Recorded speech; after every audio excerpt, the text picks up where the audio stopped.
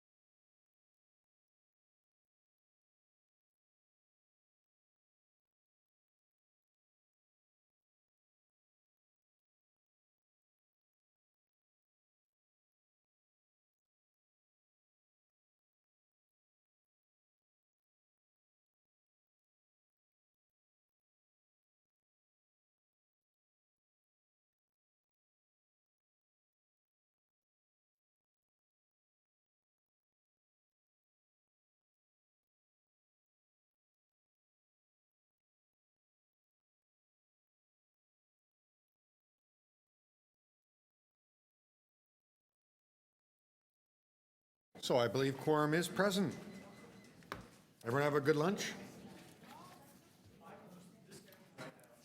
You're really grooving to that sandwich, are you? Okay, let me just see where we are.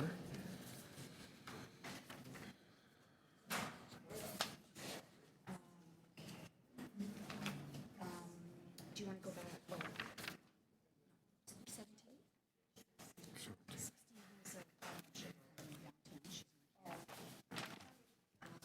You can start, yeah, so this one hasn't.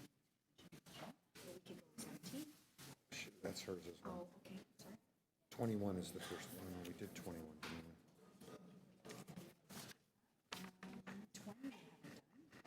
20? Also one. We'll go to 22. So for members of the public, Councillor Wong Tam is a little bit delayed, and there are a number of items coming up that are hers. So we'll go next to item TE 7.22, 65 through 83 Raglan Avenue, zoning bylaw amendment application refusal report. I have a deputant listed, Patrick Plested. Come on up, Patrick.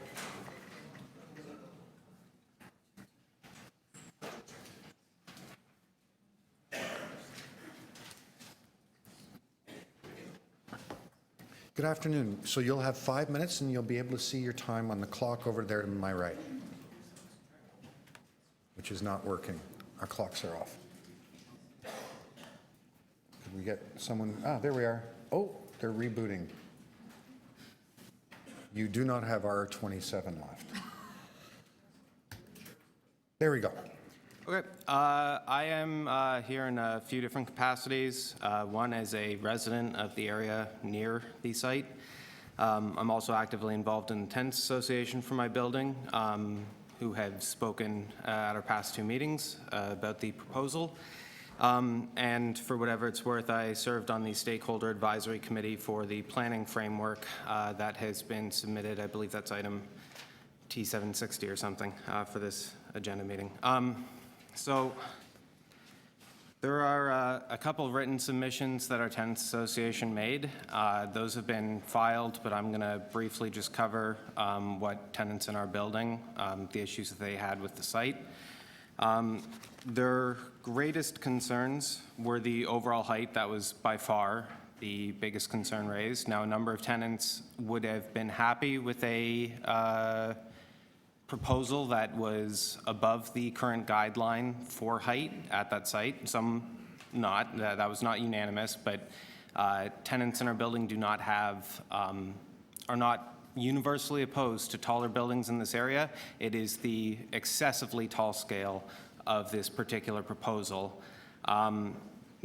Tenants in our building, also one of the issues that came up almost with everybody was the mix of unit sizes. Now, this is something that is separate from the refusal report that you guys are considering, but given the scarcity of essentially family dwellings in the city, tenants in our building have expressed that a building in which more than 50% of the units are one bedroom does very little to address what they feel is a pressing issue of housing scarcity. On my own behalf, and with regards to some of the issues that are brought up in the refusal report, the report makes reference to the growth plan that was recently instituted and a number of the guidelines that the growth plan has essentially outlined for developments of this sort, and in particular development around transit nodes at the community consultation. This was a point that the developer made quite strongly, that because the growth plan is meant to encourage intensification around transit nodes, that this was an excellent example of that being done. I feel that that is only true if you are looking at this site in total isolation, without regard to the context of the unique characteristics of the area around it. For instance, the fact that Raglan is a one-way street that has a limited capacity for street and pedestrian traffic, or the fact that the geography and topography of the area impedes people getting to that transit station as quickly as they might otherwise for something that was at a comparable distance.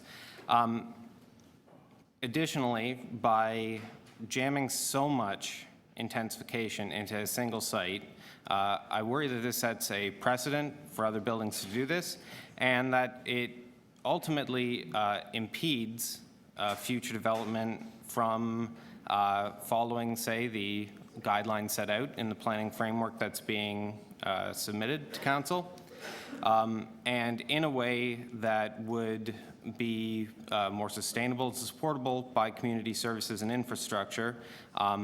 Right now, I feel that even from a developer's perspective, this current proposal will do a great deal of good for this specific developer, but for future developers, it creates a strain on a number of important services and a number of important infrastructure points that will make it harder for future developers to bring new residential housing to this area, to bring new commercial properties to this area, and it will ultimately essentially damage the community for existing residents, future residents, and potentially future development coming in. I'm coming close up to my time, so I'll just wrap it up there.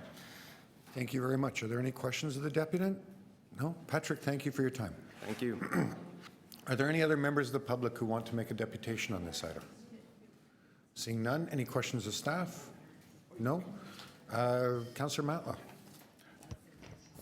I'll begin by thanking city staff who, under a very short time period that they are granted under provincial policy to review this, they came to the right conclusion that this is an inappropriate application for this site. As Patrick said, the community is, absolutely not against a redevelopment of this site. They, in fact, support a redevelopment of this site, but this isn't it. The podium is excessive, the height is excessive, and this doesn't even meet the framework for the St. Clair and Bathurst area that I believe, will approve today. I even approached the developer and I asked, in the midst of a neighborhood where there are so many people who are struggling to make ends meet and would like to live in our Midtown area, would you not even consider providing some affordable units in the building? And they rejected that idea as well. So we are going to fight this. I hope that eventually we will arrive at a resolution, but at this point, with this kind of proposal, it's out of whack with the height and density and the framework that we would like to see for this neighborhood and for this site. Thank you. Any questions to the mover?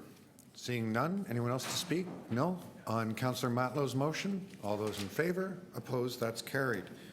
Okay, members, we'll move next to TE 7.16, which is 56 Yonge Street, 21 Melinda Street, 18 through 30 Wellington Street, 187 to 199 Bay Street, and 25 King Street West zoning amendment application final report.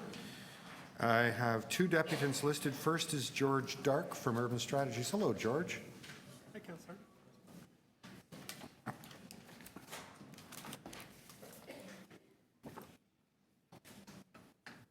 So you know the system, George. You'll have 5 minutes, and you can see your time off the clock off to my right.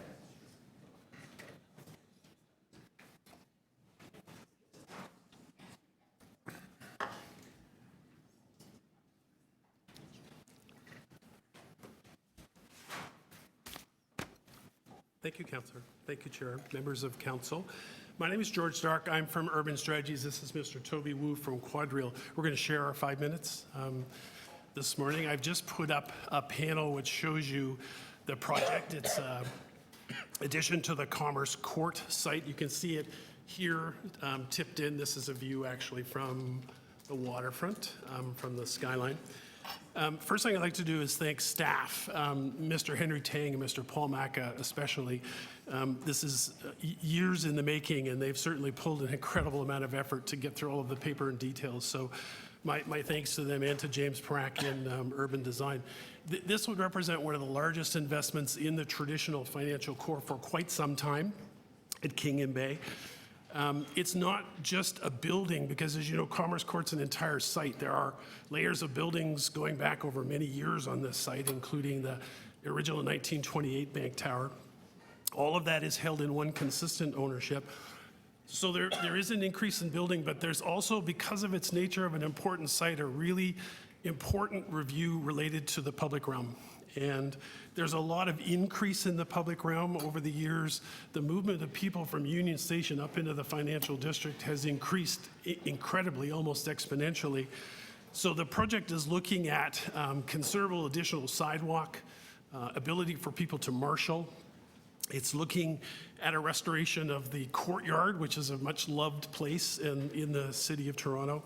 It's also looking at new path entries and additions to the path and redirections of the path with additional capacity. And of course it has the addition of something quite unique in the core, which is a pavilion which would sit directly on the Bay and Wellington frontage, not so much as a space to use for office space, but as a gathering place, a meeting place, for food, for beverage, for celebration, and for programming. There is a continuing process, of course. We will, here in the next item on the matters of heritage, those conservation plans and easements and agreements will be brought forward. But basically, we're here today in full support of the report that staff has in front of you, and in the next item in full support of the heritage report coming from Preservation Services. We'd be happy to take any questions. Thank you, and I appreciate your brevity. Are there any questions? George, thank you for your time. Thank you. Next, I have listed Adrian Foley. Adrian? People do like to put their name on and not show up. Don't understand that at all.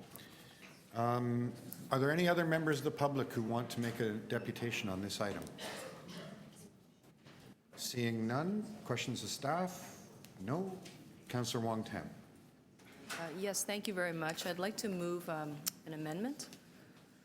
And the clerks have placed this before you. Largely, it's technical in nature, and also item number 3 actually allows us to have an additional opportunity to finalize the community benefits agreement prior to us reaching council. And with that, I'd like to move the recommendations in the staff report. I think that this is This represents, and I'll keep my remarks brief, but this does represent a significant new enhancement to the financial district. Much of the financial district has been sort of built with the mindset of bringing people into the working towers and then staying there, or then perhaps pushing them underground and containing them into the path. The pedestrian realm and the human experience at the ground level has been an afterthought for some time. I think that this is a significant departure into that new thinking where we're going to reinvigorate a lot of those pedestrian realm as well as connective pieces around what creates a vibrant neighborhood. And the financial district is a vibrant neighborhood. So I'm glad to see this coming forward. I want to thank the applicant for the good work that they've done. I know that this is a long time coming, as I described to myself, and also for our staff, both the pieces around the heritage preservation and the designation of the property, but also the fact that there are just so many different multiple components that actually make up this complex, which is what I'm going to call the Commerce Court campus. And I know that the construction is going to be rather disruptive. That is going to be for sure, because there is a lot of activity and a commercial activity that will stay in place while all of that takes place. But I do think that we're heading into a good place, and with a few more days of negotiation, we will get there. Thank you very much. Thank you. Taking the amendment and the item together, all those in favor? Opposed? That carries. So now we move to the companion report, TE 717, alterations to a designated heritage property, amendment of a designating bylaw, intention to designate under Part 4, Section 29 of the Ontario Heritage Act, and authority to enter into a heritage easement agreement, 199 Bay Street, 25 King Street West, and 56 Yonge Street. I have listed Mr. Michael McClellan. Michael, I can't believe I did that to you. I'm sorry. It's okay. So you know the gig? Yes, I do. I'll be very brief because you have a very packed schedule today. I'm really here to, I was the heritage architect on this project. We've actually been working on this project since 2012. So we put a lot of thought into making this work really well, and it really is a bit of a reinvention about how work actually happens in the financial district. So we're really proud of this project, but it's all about teamwork, and I've got to say that I really thank the city staff for working with us, especially James Parak and Paul Mack. I see them both here. Spectacular work that they did to help us bring this all off. We still have more work to do. We still have to do easement agreements and conservation plans and other work that's in process, but we're very pleased that we're here today. And so I just want to say thank you, and if there's any questions, I'm willing to answer them. Thank you. Are there any questions of Michael? Seeing none, thank you, Michael. I do wish, though, that the provincial cabinet would hear all these developers coming telling us what a great job our staff do. It would be of some value.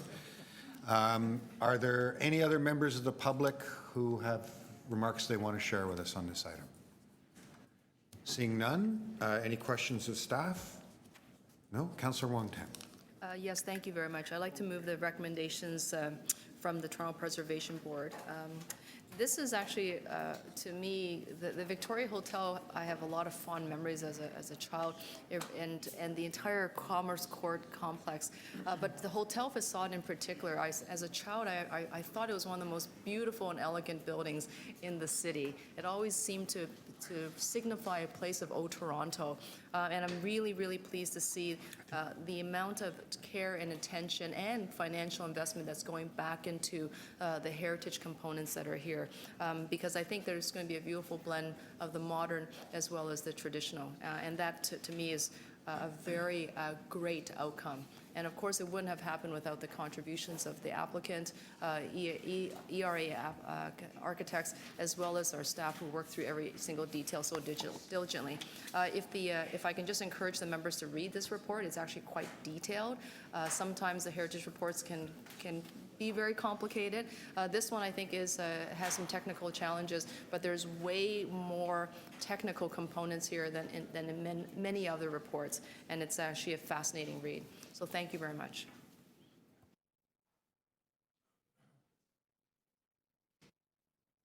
Thank you. Any questions of the mover? Seeing none. Anyone else to speak? No? All those in favor?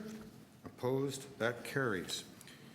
So we'll move now to item TE 7.20, 230 Oak Street, official plan amendment and zoning amendment application, request for directions report. I have Miguel Avila Velarde listed. Hello, Miguel. Thank you, Councillor.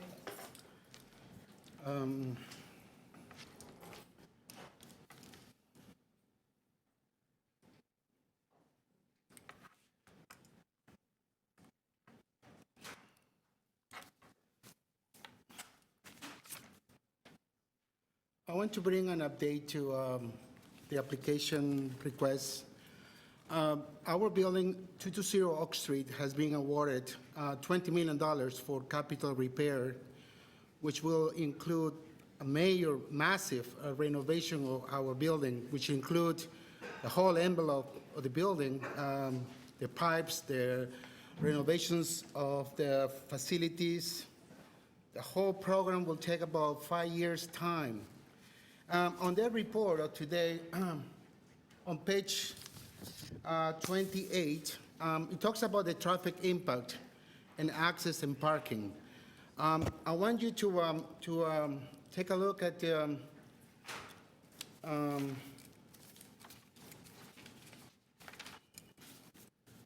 at this map. 1 second, please. Okay, so here is 220 Oak Street. In 2016, there was a tenant consultation carried on by the corporation at 230 Oak Street. And one of the things that were promised to reduce mitigation of traffic along Oak Street and River was the installation of a ramp off the Bayview extension. I know there has been a request to widen the road, but I don't know if someone from this committee can ask the proponents if the ramp will still go ahead, because 5 years of construction will have an impact, an absolute impact on the construction of 230. With us on this, as a neighbor, we like to work together and ensure that we have access to the back road where, you know, construction materials will be left, and we had to make so many changes. And I want to ask this committee to take this under consideration. This is a project that started just yesterday officially. Officially, we started the construction, and we are currently installing CCTV cameras at 220 Oak Street. This is the result of a petition I made to City Council in 2013 through Councilor Pam McConnell. Finally, my building, starting yesterday, we're going to have cameras on each floor, which will deal with the situation or crime that occurs in my building. So here I am with those, just one single, a few requests, sorry.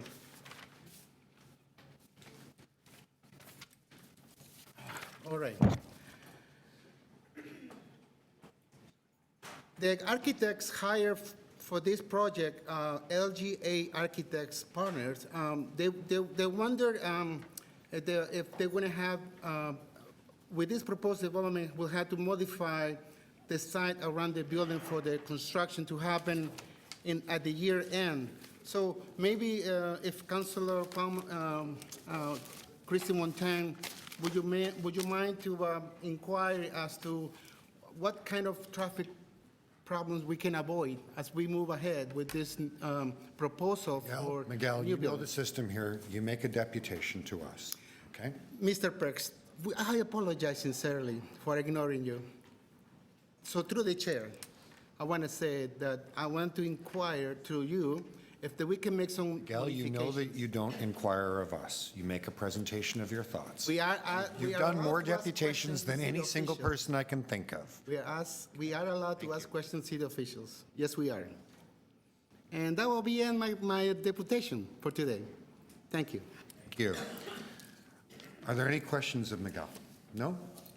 Thank you very much. Are there any other members of the public who wish to make a deputation on this item? Seeing none, are there any questions of staff? Councillor Wong Tam? Yes, thank you, and this might help answer Miguel's questions. With respect to 220 Oak Street, 220 Oak Street is not part of this application, is that correct? Through the chair, that's correct. But 220 Oak Street is obviously adjacent to 230 Oak Street, is that correct? That is correct. And by way of the application that came in, there would have been the submission of a transportation traffic study, is that correct? That is correct. And out of the findings of that study, will there be significant traffic impacts with the additional density that will be produced out of 230 Oak Street to the complex that's confined between 230, 220 Oak Street, as well as the other adjacent property, 210 Oak Street? Through the chair, I would say through the results of the transportation study, our transportation staff have not identified the need for any additional access point.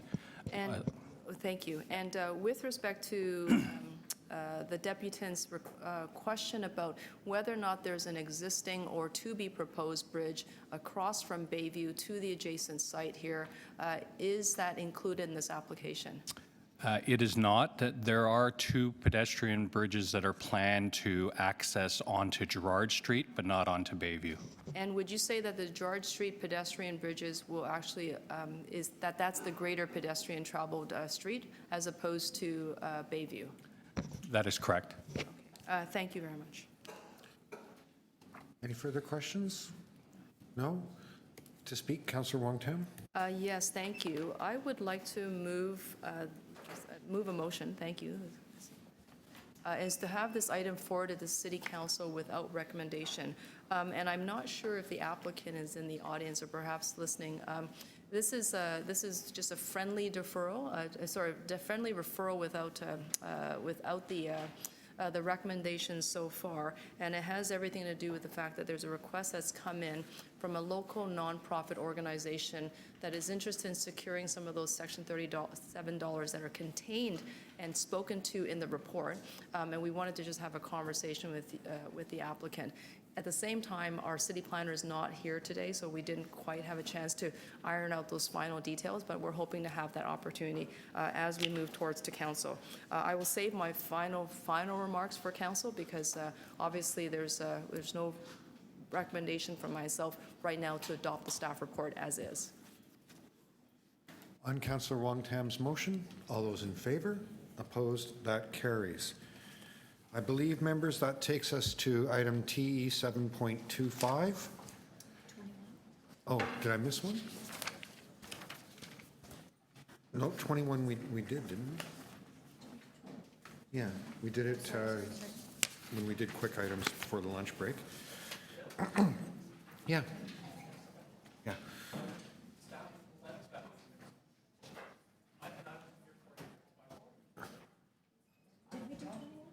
We did not. My apologies. Ooh. That'll teach me to try to second guess the clerk. Item TE 7.21, 440, 444, 450, and 462 Front Street West, 425, 439, 441, and 443 Wellington Street West, 6 through 18 Spadina Avenue, and 1 and 9 Draper Street, part lot control exemption application final report. Do we have any members of the public who wish to make a deputation on this item? Seeing none, do we have any questions of staff? Where'd Kristen go? No? No questions of staff? Councillor Cressy. I'll move the staff recommendations. On the staff recommendations, all those in favor? Opposed? Carried. So now we can go to item TE 7.25, inclusion on the City of Toronto Heritage Register, 40 through 44 and 71 through 75 Mitchell Avenue, and 735 through 737 and 753 through 755 Richmond Street West, and intention to designate under Part 4, Section 29 of the Ontario Heritage Act 44 Mitchell Avenue. The first deputy I have listed is Kenneth Chesney. Kenneth, are you here? Yes? Hi, come on up.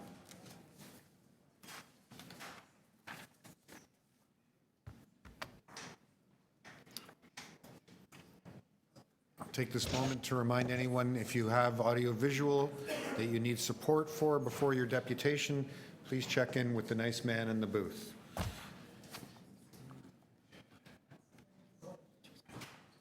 It's okay. No. Are you set up? Can we have some AV support, please?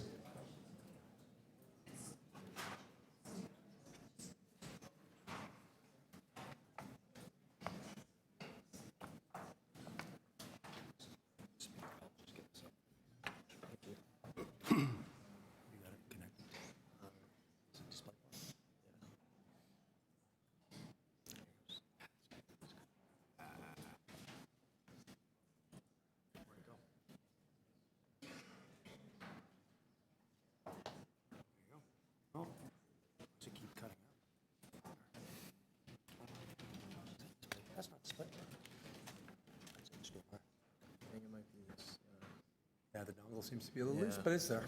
There you go. All set? Okay, Kenneth, you have 5 minutes, and you can see your time on the clock over there to my right. Please begin. Good afternoon, Council. I'm here with Jason Chesney and my architect, Daniel Hall. As the owner of properties 753 and 755 Richmond Street West, we wanted to bring to the attention of the council some facts that may or may not have been available to the city staff regarding these properties. As the owner, we don't understand why the properties should be included in the city registry, and these are some of the facts. The property of 753, 755 Richmond Street West is now one lot. It's a one-story detached building which was created in 2014 renovation that merged the two buildings into one, with the removal of the interior demising wall. The eastern 12 feet of the lot, which you see on the screen, the driveway, was removed to provide access to the rear commercial building, which was 80 Mitchell Avenue. The eastern half of 753 Richmond Street West was removed in 1948 to create access to this building. The building is no longer a symmetrical pair of semi-detached houses.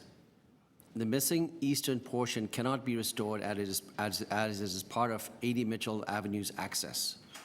The simple rectangular plans that are characteristic of the Robinson cottages no longer exist, as the south wall has been removed and the extension built to the rear in 2014.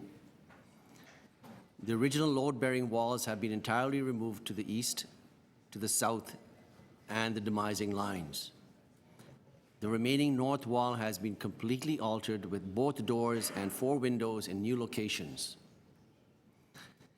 The addition of spray foam insulation on the exterior in 2014 effectively eliminates any possibility of restoring this portion of the original brick which remains, if any. I'd like to now ask Daniel Hall to speak on the remaining minutes. My name is Daniel Hall. I'm the principal of the Architect Builders Collaborative, and I'm assisting Mr. Chesney as an architect. We focus on green design and a lot of adaptive reuse of older buildings. Although we were not part of this design in 2014, I have been in this building extensively over the years. We had a chance this morning to speak with Ms. Hanson Cartwright from the Heritage Department, and her staff did not have the benefit of this information that Mr. Chesney presented when they prepared their report. So in discussion with her, it was suggested that we ask that, or you might consider referring this matter back to staff for further review, but just the matter of 753 to 755 Richmond. We have no objection or comment on the rest of this agenda item. Thank you. Thank you. Are there any questions of the deputants? No? Thank you very much. Next, I have listed Ernesto Arduini. Ernesto?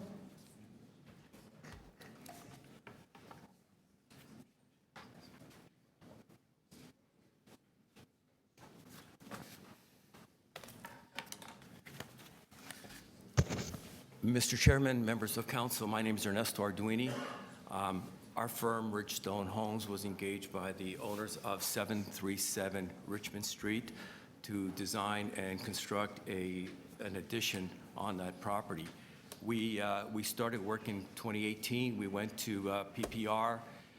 We came to this committee in 2019. We received approval by Committee of Adjustments.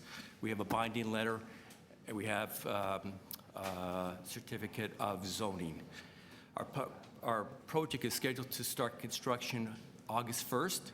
The owners have acquired a temporary living accommodations as of July 30th. We received notice, or our clients received notice while they were away. They came back over the weekend and found the letters, and they contacted us immediately to come and speak to this group here to see if our project will be impacted in any way by this decision. And if so, if we can make a deputation regarding the report that we find there's some inconsistencies. Okay, are those your comments? I can carry on. I'd like to pause to see if there's any need for me to carry on, or I can carry on with the whole. So unfortunately, the way it works here is you bring your remarks to us. Fair enough. The local councillor may wish to talk to you at some moment, but we don't have a back and forth dialogue. So the report that we have received, we believe there's some inconsistencies. The report claims that there are 2 single-story semi-detached homes considered as Garrison cottages. In actual fact, 737 is a 2-story. 737 has gone through extensive renovations over the years. I had a chance to go to archives yesterday to look at the records, and we were provided with numerous renovations to the property, starting from pre-1981, which was the first one. There was an addition added and a garage added to the rear of the property. In, again, pre-1991, there was extensive interior renovations completed to the property. In 1981, there was an addition added to the back. This one here, we don't seem to find any records of it, but the proposal does show that there's a complete renovation of the interior, as well as the addition of the porch to the back. Then in 1992, there was an addition of a porch in the front, which again altered the whole structure.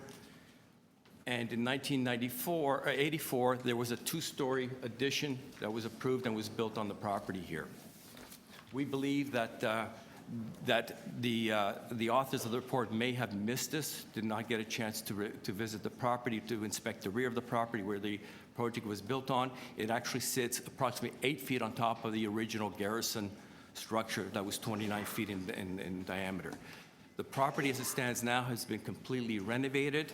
It is brought up to current standards. It was renovated a number of years ago before my clients actually took possession of the home. The entire project from the basement on up has been completely gutted and rebuilt. The exterior walls, the cladding have been removed. New brick has been installed on the exterior. And the whole project has been revamped from the old Garrison cottage styles. And we've got photos that we're happy to share with people. Photo shows the main living dining room area. The ceiling is now 9 feet. It's no longer an 8-foot ceiling. We have photos showing stairs going both to the second floor and the main floor here. Updated bathrooms on the main floor that were not there in the past. Living quarters, or sleeping quarters on the second floor. And the basement now has full height ceilings of approximately 7 feet, whereas the houses built back in the 1800s and early 1900s, basements were approximately 6 feet back then. We now have full height basement here, where they have made into living space. They've got a den, they've got a gym, they've got a family room here. And I can tell you that we found that there's a new block wall, a party wall, that goes around the entire length of the structure. I'm going to ask you to wind up there. Any final thoughts? Our ask is if we can carry on with the renovation. We've gone through the process, we've gone through the procedure, and we'd like to carry on with our anticipated start date of the first week of August. Thank you very much. Are there any questions of the deputy? No? Thank you for your time, Ernesto. Next, I have listed Andrea Chambers. Hi, Andrea. And by the way, appreciation to the very well-behaved young fellow there. He's been here since 11 o'clock. He's done incredibly well, better than any of us have done.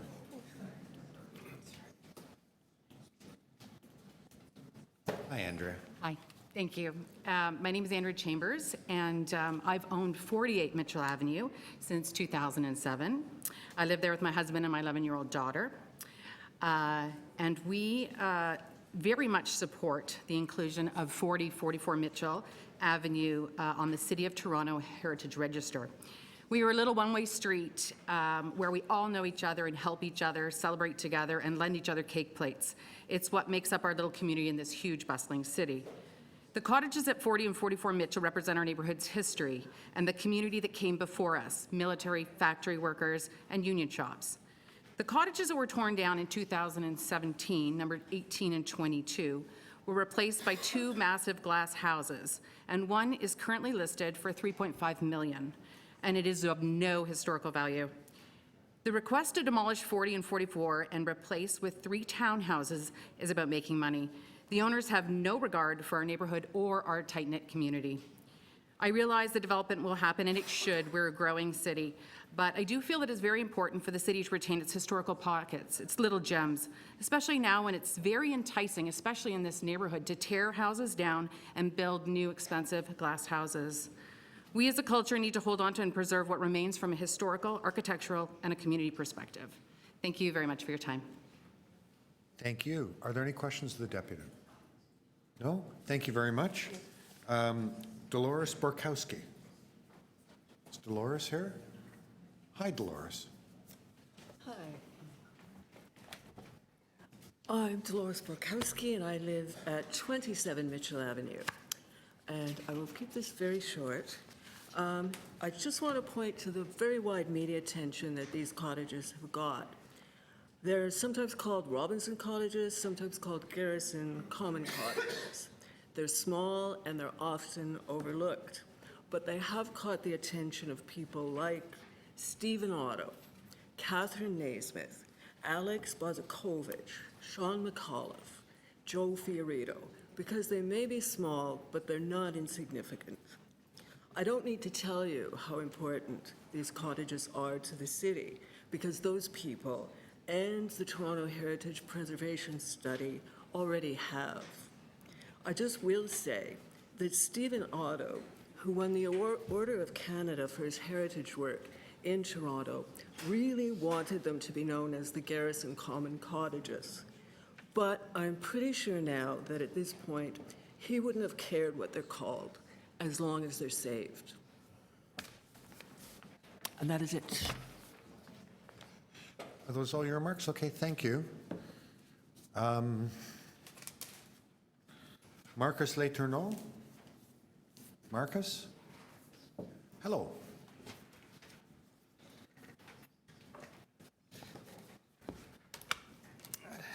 Welcome. You have 5 minutes. Thank you. Good afternoon. First, thank you to the chair and the members of Community Council for allowing us the opportunity to speak today. I'm here today as the managing principal of LHC to respond directly to the proposed notice of intention to designate on 40 to 44 Mitchell Street. However, before I begin, there are several points of clarification that must be stated as a direct result of last Thursday's Toronto Preservation Board meeting. LHC was not hired to justify a particular position. This would be contrary to our professional and firm's code of ethics, which we take extremely seriously. Second, our client has not applied for a demolition permit. While an application has been made to the Committee of Adjustment, no application for demolition has been submitted. Further, the Committee of Adjustment application process has been paused depending upon the outcome of this process. Third, I would bring to Community Council's attention that the Ontario Heritage Act bylaws should only include attributes that are existing on the property. And I would draw attention to the Ministry of Tourism, Culture and Sports publication designating heritage properties, page 29. The description of the heritage attributes should keep to the existing ones, not those that could or should be added. With these comments, we are here today to ask for a deferral of the notice of intention to designate. Based upon our review of the property, in our professional opinion, we respectfully disagree with some of the identified heritage attributes and values. While our initial findings are that the property does appear to meet some of the criteria of OREG 906, this is made with the strong caveat that in our professional opinion, the buildings are highly evolved and some of the attributes described may not be original or have been irrevocably altered. Further, we respectfully disagree with some of the specific analysis based upon a site-specific examination of the property, notably some of the historical and associative values and some of the contextual values. We have serious concerns with the structure itself, and working with our client, have been working to try and find an architect or engineer with a heritage specialization to look at the structure as well as to undertake a designated substances survey of the property. We are also concerned with the application of a single 906 evaluation for multiple properties, but with differing recommendations for action. It is our professional opinion that if there is a single evaluation, then all properties should be treated the same. We also have questions about why other conservation tools, such as cultural heritage landscape policies, Part 5 Heritage Conservation District designation, or commemoration were not considered for these properties. Our client has offered a site visit, and we are willing to work with city staff to better understand these properties. My client is also willing to publicly state that he will not undertake or apply for a demolition permit on these structures, pending the outcome of this process. We did make an offer of a site visit. It was refused. We would ask Community Council to defer the notice of intent, to allow for additional research to be completed, to provide for an opportunity for discussion with city staff, and to allow for a site visit so that all parties could understand the properties better. Ultimately, we would like to work with the city in order to find a solution for everyone. Thank you. Thank you very much. Are there any questions of the deputant? No, seeing none. Thank you very much. You can take your seats. Next I have Jordana Greenberg. Oh, more good behavior. Cross your fingers. Hi, I was relieved and then realized I've been here to speak, so I should speak. And apologies if I cry. We bought this house 2.5 years ago with the intention to make it our family home. And we're so close to making that dream come true. And all I'm asking, please, is to don't hold us back from proceeding with the plans that we've gotten the approvals on. Our neighbors are okay with it. Committee of Adjustments was okay with it. We have a place to live. It's all coming together. And so while we want to respect the neighborhood and we respect the home, and the history of the home is magnificent, and that's why we love living in Toronto, and we will respect that, please. Let us continue. Thank you. Okay, thank you very much. Michael Smith. Hi, Michael. Hello. My concerns are with 44 and 40 Mitchell Avenue.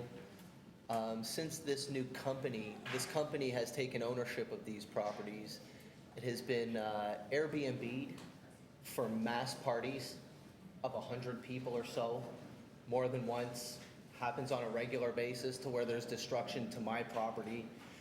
My neighbor's property with vomit and urine and those lovely red Solo cups all over my neighborhood.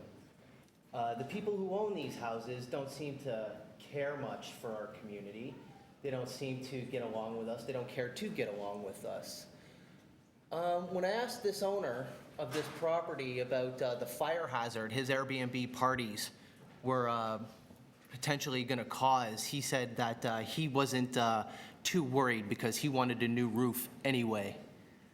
So this owner's flippant regard for my community and the disrespect that he has shown the neighbors, the good people that live on our street, and the fact that a roof catching on fire due to an Airbnb party in his house would put in danger a little girl that lives right next door to that house.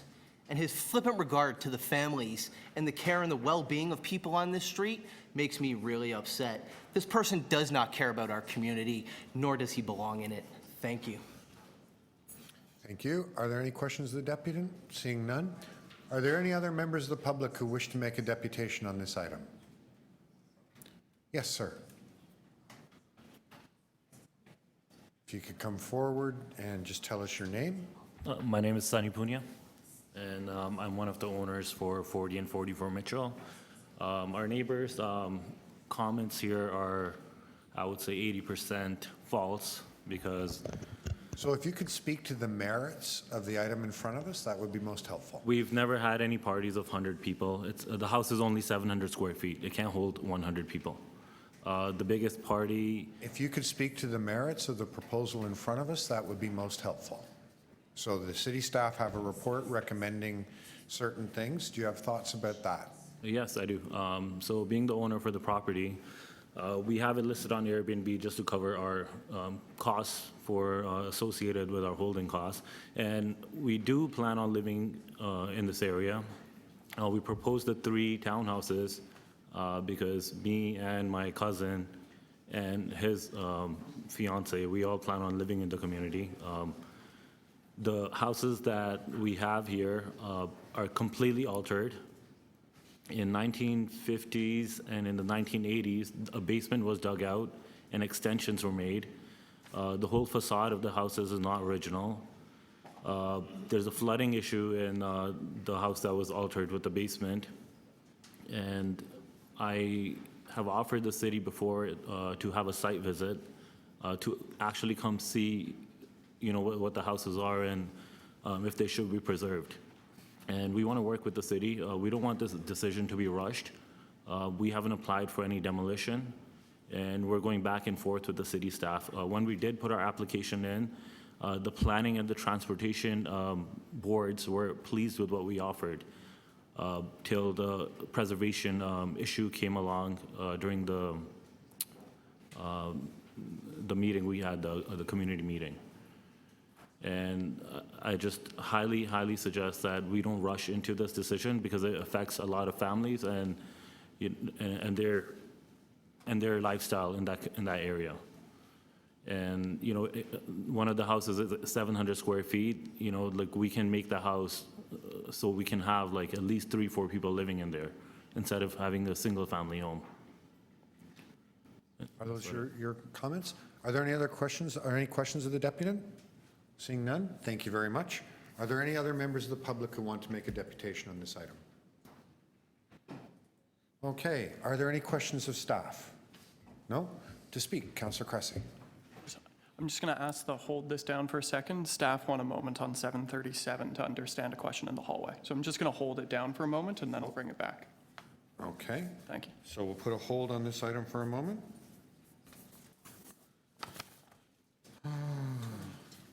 Okay, next I have TE 7.28, Cultural Heritage Evaluation, 79 and 81 Granby Street.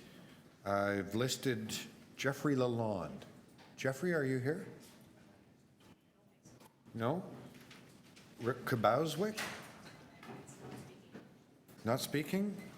Are there any other members of the public who wish to make a deputation on this item? Seeing none, are there any questions of staff? No? Councillor Wong Tam? Yes, thank you. The reason why the deputants aren't here is because I've told them that we'll be deferring this item to TYCC's meeting of October 2019. The community has made a request that they would like a little bit more time to review the staff report and findings, and that their intentions are to seek a third-party consultant's opinion before coming back to make a final decision with us. Okay, on the motion to defer, all those in favor? Opposed? That carries.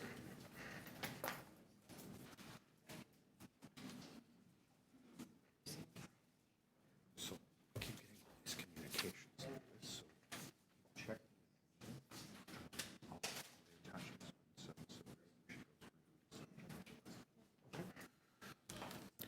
Pardon me.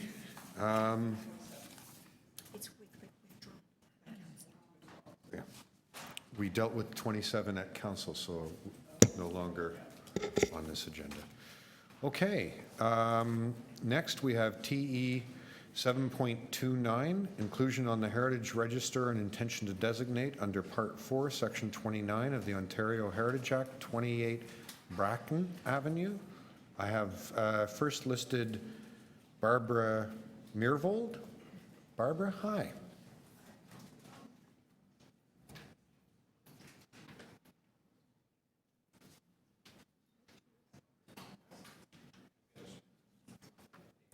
Okay. Yep. All ready? Yep. Away you go. Okay, thank you.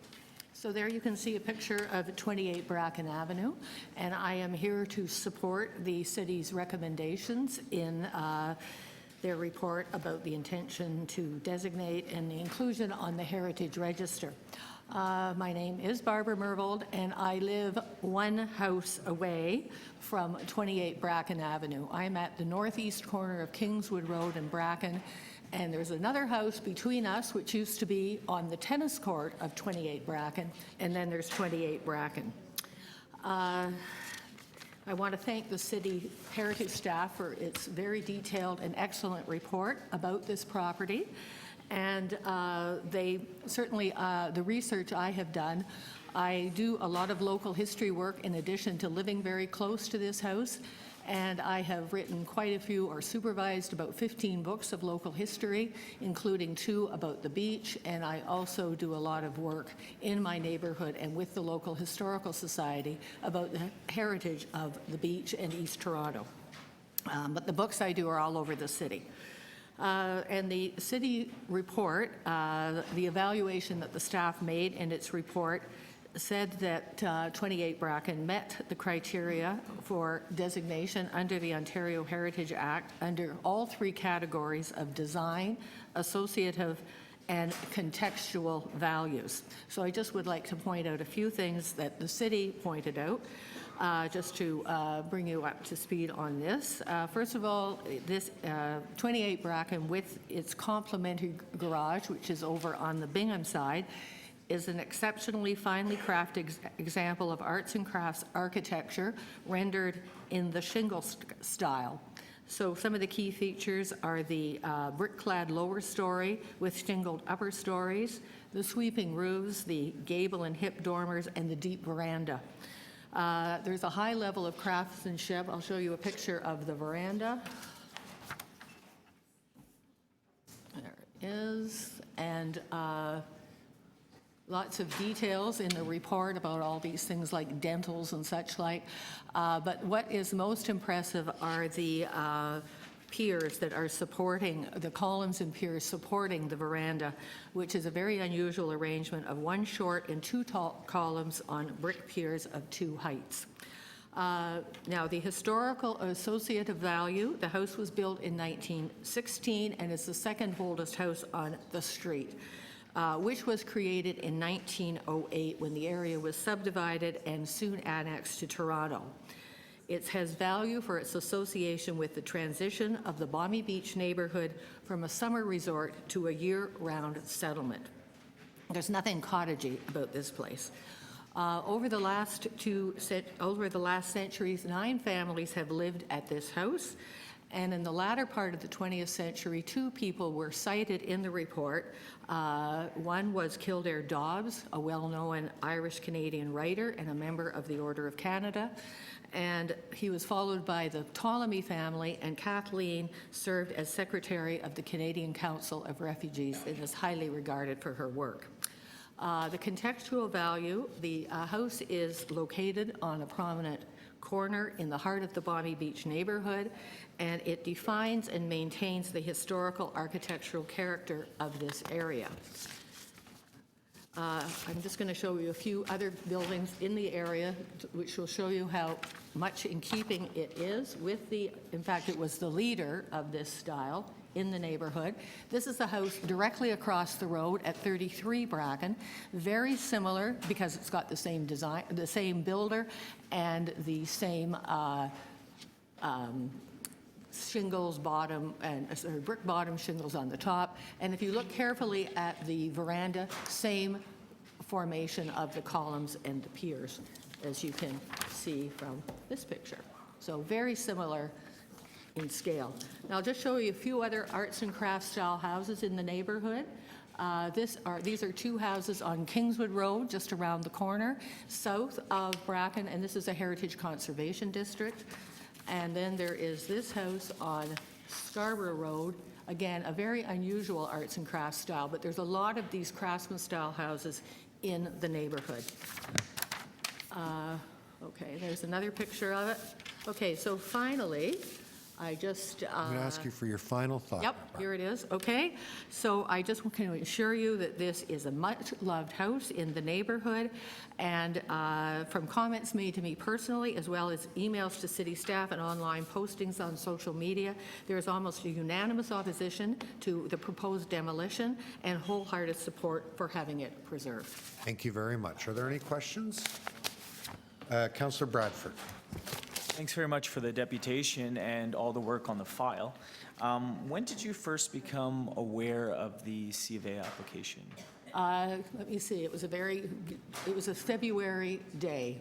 It was, January. January, I got a notice from the Committee of Adjustment saying, I didn't understand it at first because they talked about a new house there. And I went, new? How can they be building a new house? And then I found out that that meant that this house was going to be demolished. And then at that point, did you have a chance to chat with neighbors in the area, Bracken, about? Oh, yes, yes. There's been quite a core of us that have been working towards having this house designated, or at least put on the inventory. And yes, there's a lot of interest in the local community. And then at that point, did you reach out to our heritage staff? Yes, I did. To put it on their radar? I put the nomination in to have this house included on the registry. Okay. Thanks again for the deputation. Thanks for coming down today. Any other questions? No? Next, I have Millie Rowan. Afternoon, Millie.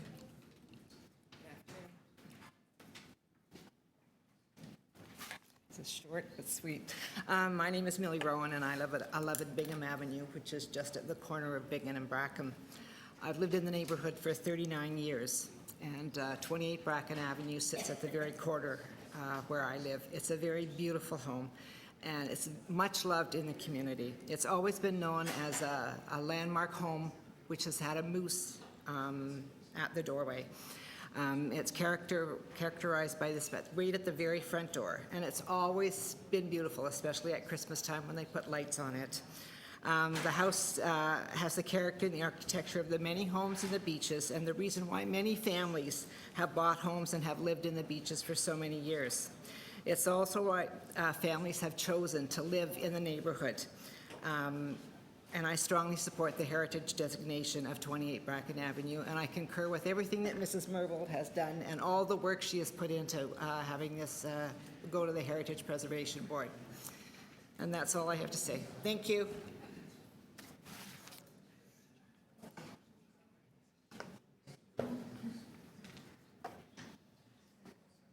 Thank you very much. Sorry. Are there any members of the public who wish to ask, or sorry, any questions of the deputy? No. Leslie Spenger. Hi, Leslie.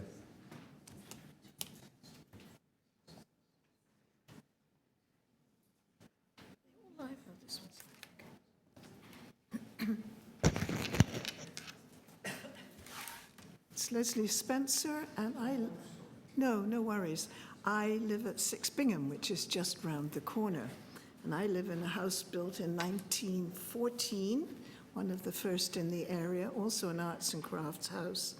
And I want to thank you for allowing me to speak to you here today, not least because I know that you've heard before all the sentiments that I'm going to express today. But we are here today so you can weigh the concerns of our neighborhood and the position of the Heritage Committee against the proposals at hand. We are just concerned citizens. We don't have lots of money and we can't afford lawyers. But what we do have is a love of our neighborhood. People moved to the beach because, like me, they were captivated by the feel of the area. And so it's very sad that some see this charm and then proceed to want to destroy it, soon leaving us with the results after their cash, bash, and dash. Okay? We love our neighborhood. We love the feel of the area. I've been in my house for 47 years, and I'm there because of the well-spaced houses, trees, and gardens, the heritage and historical character of the area, and the unique beach architecture with its strong arts and crafts design elements, and the strong sense of community that pervades it. We have a duty to preserve it for our children and grandchildren and residents to come. So, in my letter, I've spoken of the many other underlying issues around the demolition of this house, so I won't repeat it all here. Today, I just want to beg you to consider the historical context of the home in question and its unique architecture and features that make it such a contribution to the area and the quality of life we are fortunate enough to enjoy in the beach. And please respect the wishes of the neighborhood that it be preserved. I thank you. Thank you. Are there any questions of the deputy? No? Are there any other members of the public who wish to make a deputation on this item? No. Are there any questions of staff? Councillor Bradford. Thanks very much. Some questions to Heritage Preservation Services or planning staff. Just a little bit on the background. Could you tell me when the property was first considered for heritage evaluation? Oh, hi, Tamara.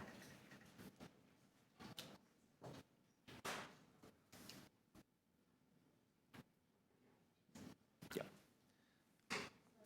Nope, no problem. We're on TE 7.29. We're 28 Bracken. And I'm just wondering when the property was first considered for heritage evaluation. We received a nomination in January of this year, 2019. Okay. And I understand that you guys are working with many files, backlogs for heritage consideration. Could you give me an estimate of the extent of the files that you're looking at right now and how that impacts the work that you guys are doing? We currently have a backlog of 300 nominations, either from council or from the community, to which we prioritize when they're essentially moving forward for a planning application or the threat of demolition. So in this instance, we had a C of A application looking at a partial demolition, and that was the case. Heritage Preservation prioritized the review of this application because of that? That's correct. Just to clarify, though, that it was a complete demolition of the property, replacement of a new house, to which that was at the time of the decision that we moved forward with the evaluation. Okay, thanks very much. Any other questions of staff? No? To speak, Councillor Bradford. Okay, thank you through the chair. I'd like to move the recommendations in the staff report and just very quickly say that preserving heritage in Toronto in a comprehensive manner is, it's a relatively recent advancement, but it's something that is so important to our neighborhoods and to our communities. I think as we heard from staff there, given the sheer number of properties, more than 300 nominations that require an in-depth review from HPS, I'd like to thank Tamara and her team and staff for prioritizing 28 Bracken. And I'd also really like to thank Barbara, Millie, and Leslie for their work on this file and acting as a catalyst to move this forward. That was hugely important, as we heard in January, to get us to where we are today, to preserve this important piece of the development of Balmy Beach. So thank you very much, and I'd like to move the staff recommendations, please.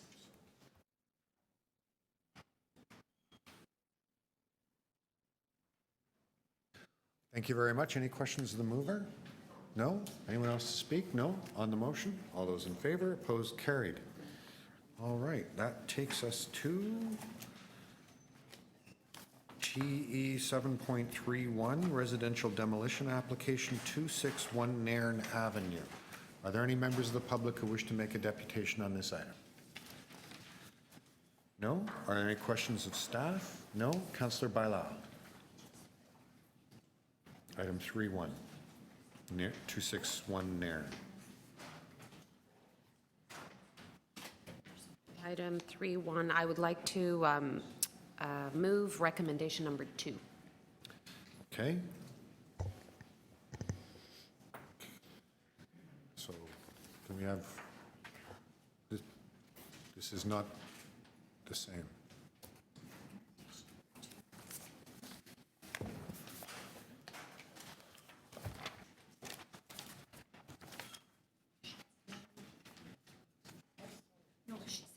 No, this is number 3, and we actually, staff had asked it to.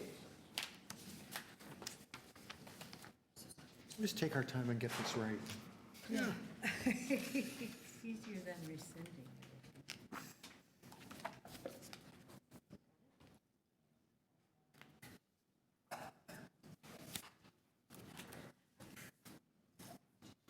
There. That's the second option. Okay, any questions of the mover? No? All those in favor? Opposed? Carried. Thank you very much. Next, item TE 7.32, residential demolition application 211 Church Street. Are there any members of the public? Yes, sir. Come on forward and tell us your name. Good afternoon. My name is Paul Leonidas, and I represent the applicant here, and I'm here to assist the members of council with any questions that they would have. Well, that was easy. Are there any questions? No? Paul, we appreciate your effort. Are there any other members of the public who wish to make a deputation? No? Any questions of staff? No? Councillor Wong Tam. Yes, thank you very much. I would like to move the alternative recommendations and also an amendment, which the clerk have put before us. This was an amendment that was drafted in consultation with city planning staff, as well as it encapsulates the essence of a conversation that we had with the applicant about working together to determine the final outcome and use of that particular site. And thank you very much, Paul, for your patience. You've been waiting here all day. Hopefully this is satisfactory to you. Okay, so on the motion, all those in favor, opposed, carried. Next, I'm going to call TE 7.33, residential demolition application 213 Church Street. Are there any members of the public who wish to make a deputation on that item? Yes, sir. Please come up. Please, I can't just have you shut across the room. My hearing is not good enough. I'm an old man. Yes. I realize I'm speaking out of turn, Mr. Chair, but a number of people were waiting for 725 to be picked up again and wondering. We will get, wait a long time. I'm trying to complete the morning's items, okay? Thank you very much. Yes. Okay.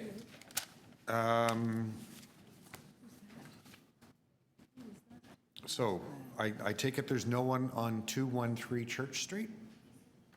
Okay. Questions of staff? No? Councillor Wong Tam. Yes, thank you very much. And again, I'd like to move the alternative recommendations as well as an amendment that's identical to the first. These two properties, 211 and 213 and Church Street, are obviously adjacent to one another. We'll be working through with the applicant and city planning what the final use of that space will be. Okay. So on the motion, all those in favor? Opposed? That carries. Okay.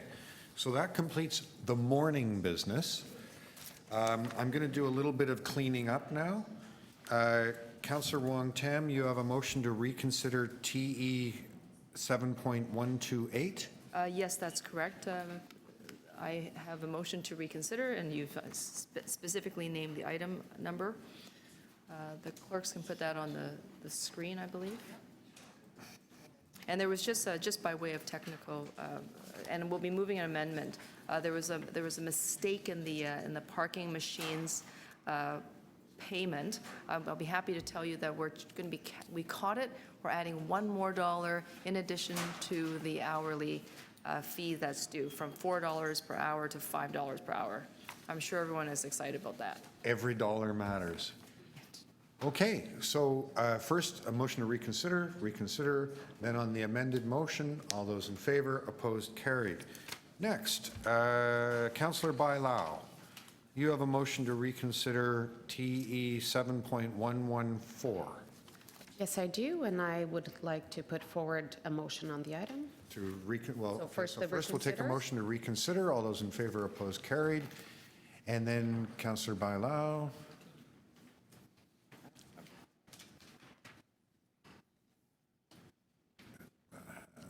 What do you want to do? We have a motion staff has the motion to reconsider.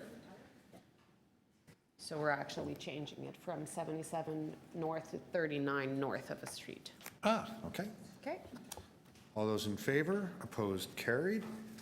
I have two items that require introduction, TE 7.135 and 136. Can I have a motion to introduce them?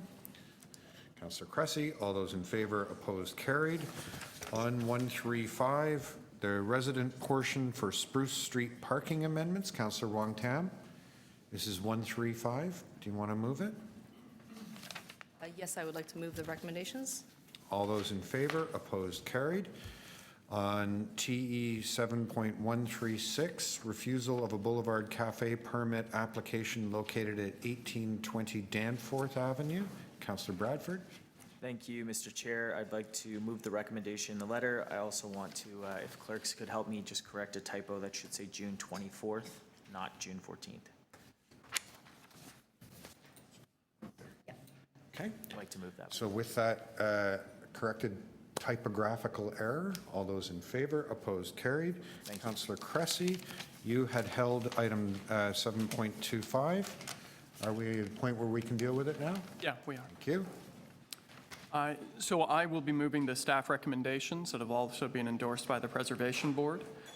For those who spoke, and I just want to help to clarify, and I know we had some clarification conversations in the hallway there, that in no way by virtue of an addition to the Heritage Registry does this freeze properties in time. In fact, it allows that as they change and as we renovate, that we don't lose sight of our past. And certainly that is a noble pursuit in and of itself, but there is, as we deal with it here a lot, there is often angst from existing property owners over uncertainty around what this entails. And we've had some conversations in the hallway, and for property owners who continue to have questions, I would invite them to reach out to my office, and we will facilitate those conversations with Heritage, because again, not losing sight of our past and history does not freeze buildings in time, but rather ensures that as they grow and change, we maintain that historical component as well.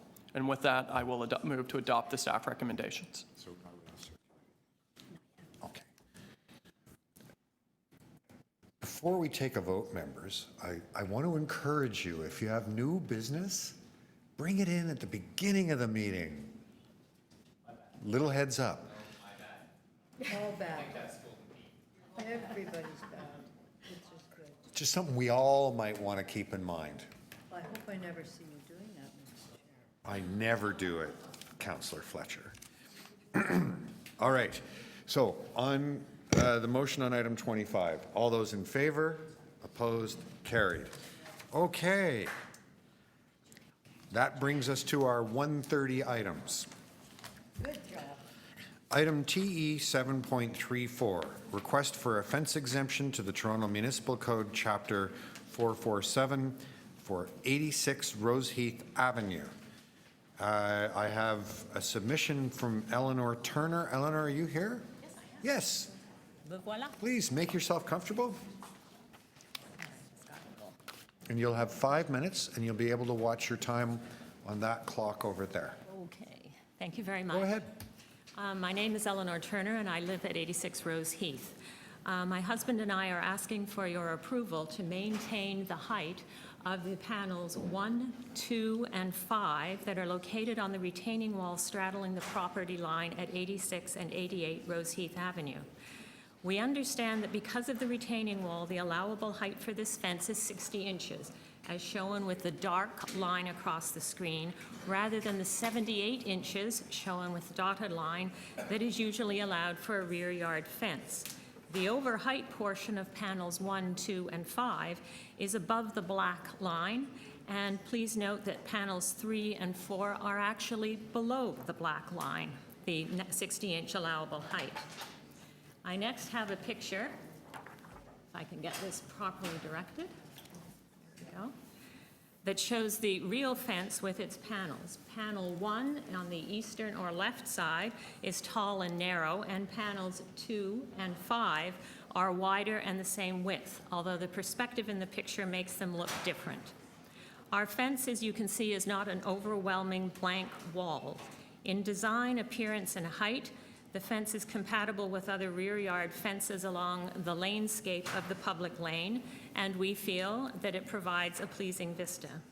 We are asking that the existing height of the narrow panel 1 be maintained as it is a structural panel actually attached to the house, which is 22 inches behind it, and so it contributes to the fence's lateral rigidity and sound construction.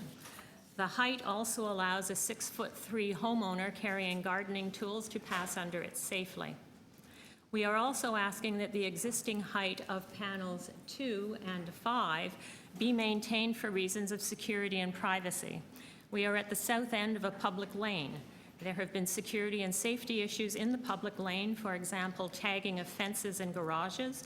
Our vines were cut, a car was tampered with. There have also been theft and other issues near us along Roseheath and also along Danforth Avenue. People use the unfenced property of number 88 as a connector route from the public lane, which is over here, through to Roseheath Avenue and vice versa. The unprotected north side of the retaining wall, as you can see along here, is very easy to climb onto anywhere along it, particularly when using the patio stones, which are here, that are stacked against the retaining wall under panel 5. Even children climb on the patio stones and use them to walk along the wide ledge on the retaining wall. Our fence was originally built in 2003 for safety reasons because of the retaining wall, as well as for security and privacy. It was originally clad with dense flowering vines. In 2012, a vandal cut the vines, so they died. As a result, we installed horizontal cedar boards, which you can see, as cladding, which was about 1.5 inches apart, so the fence was not climbable but still attractive. As the horizontal boards were and are regularly peered through, we installed decorative metal strips between them for privacy. Also, to make staring over the fence more difficult, we have hung decorative artwork above panel 2 and above panel 5, again for privacy. We also use vines and foliage to create additional privacy. We understand the artwork and foliage are not considered when measuring fence height. We also installed a tarp recently completely over panel 5 to prevent ongoing peering through the spaces and also prevent the stuffing of leaves, mud, and other things into the fence structure.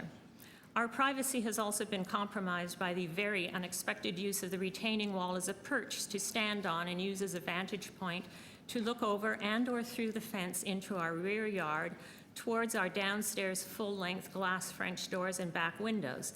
The interior is easily seen when lights are on. Our security cameras installed in 2016 after discussion with the police have shown many instances of the retaining wall being used in this way. Panel 5 has been particularly popular given its easier access. Lowering the existing height of panel 2 and 5 would make this type of harassing activity easier and affect our privacy and security. On another note, the existing height of the fence does not affect use of the parking pad at 88, and it does not affect planting a garden in that area, since shade is largely from the Manitoba maple growing in the public lane behind the yards.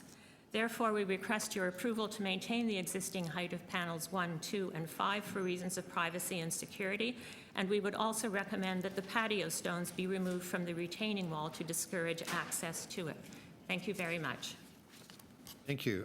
Before we proceed, Eleanor, I've noted that on our agenda, we have this item, which is 86, and the subsequent item, 88. But your remarks covered both properties? No, for 88, I have a slight... You have different remarks? Okay, then we'll consider the two of them separately. Thank you. Okay, very good. Are there any other members of the public who wish to make a deputation on this item? Yes, sir. You can come forward and tell us who you are.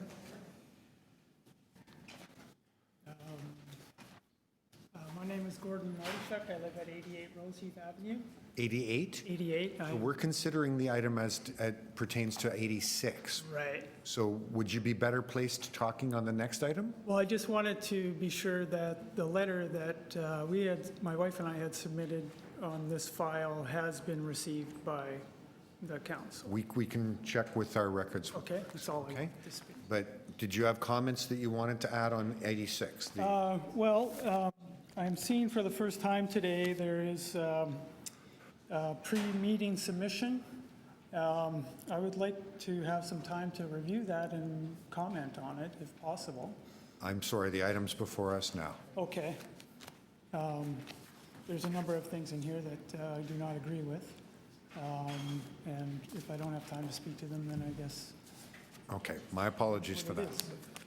Are there any other members of the public who wish to make a deputation on the item regarding the fence at 86 Roseheath Avenue? Seeing none. Any questions of staff? Seeing none. Councillor Bradford? Can I just hold this down for a few minutes just to get some clarification based on those comments? So would you like to hold this one and 35 both? Yeah, if I may. Okay. Apologies. Very good. So I'll allow that.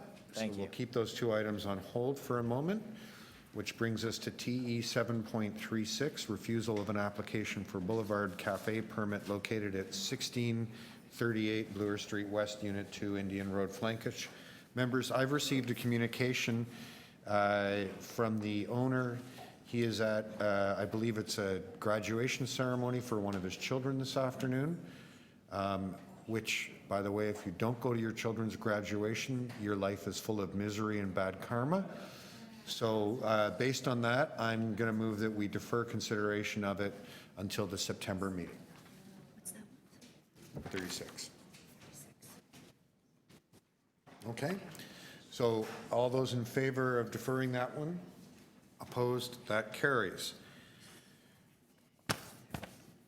That takes us to TE 7.37, refusal of a Boulevard Cafe permit application located at 1588 DuPont Street, Franklin Avenue, Flankage.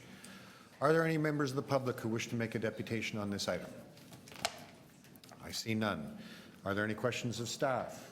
No. Councillor Bailao.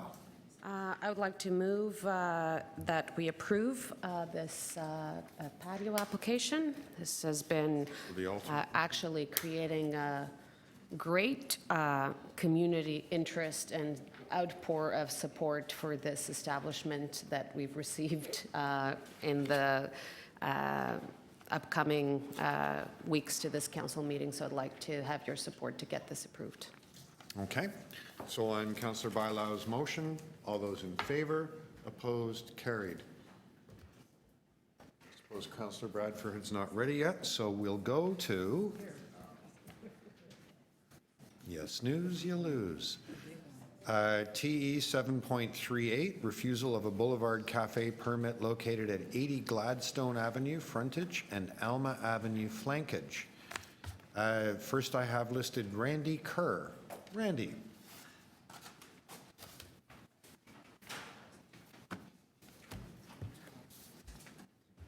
Good afternoon, Randy.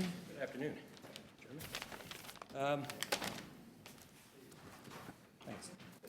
Just settle in. You'll have 5 minutes, and you'll be able to watch the clock. All I'll need. Thank you very much.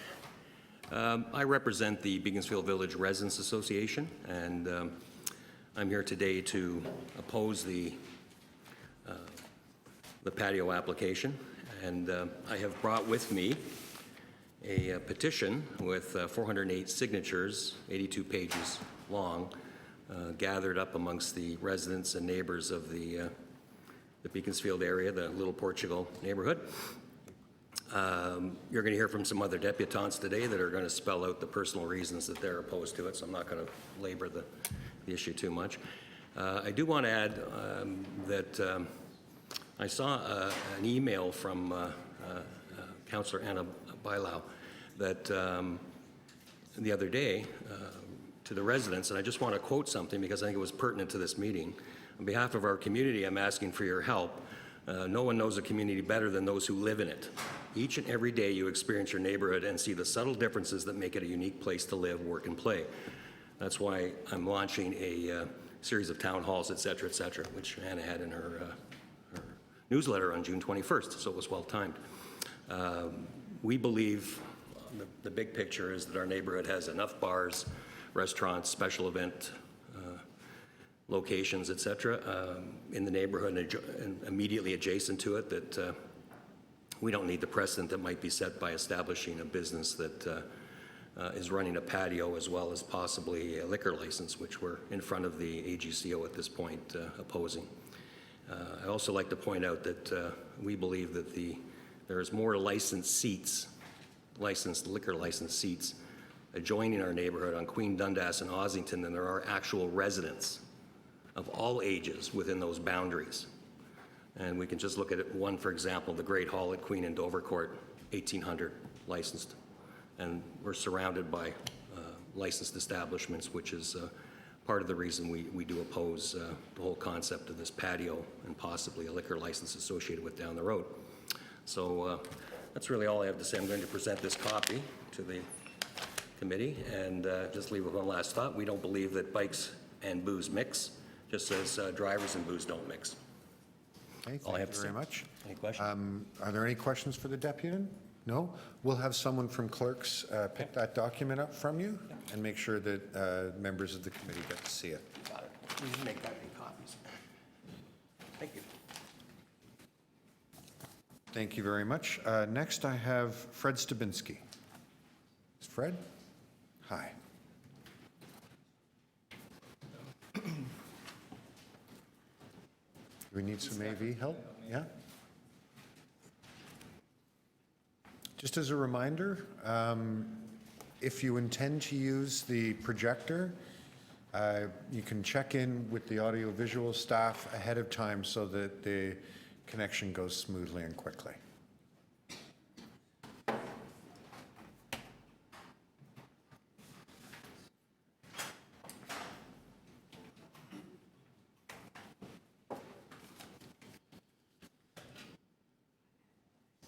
Okay, you ready, Fred? Yes. Good afternoon, council members. Thank you for allowing me the opportunity to speak this afternoon.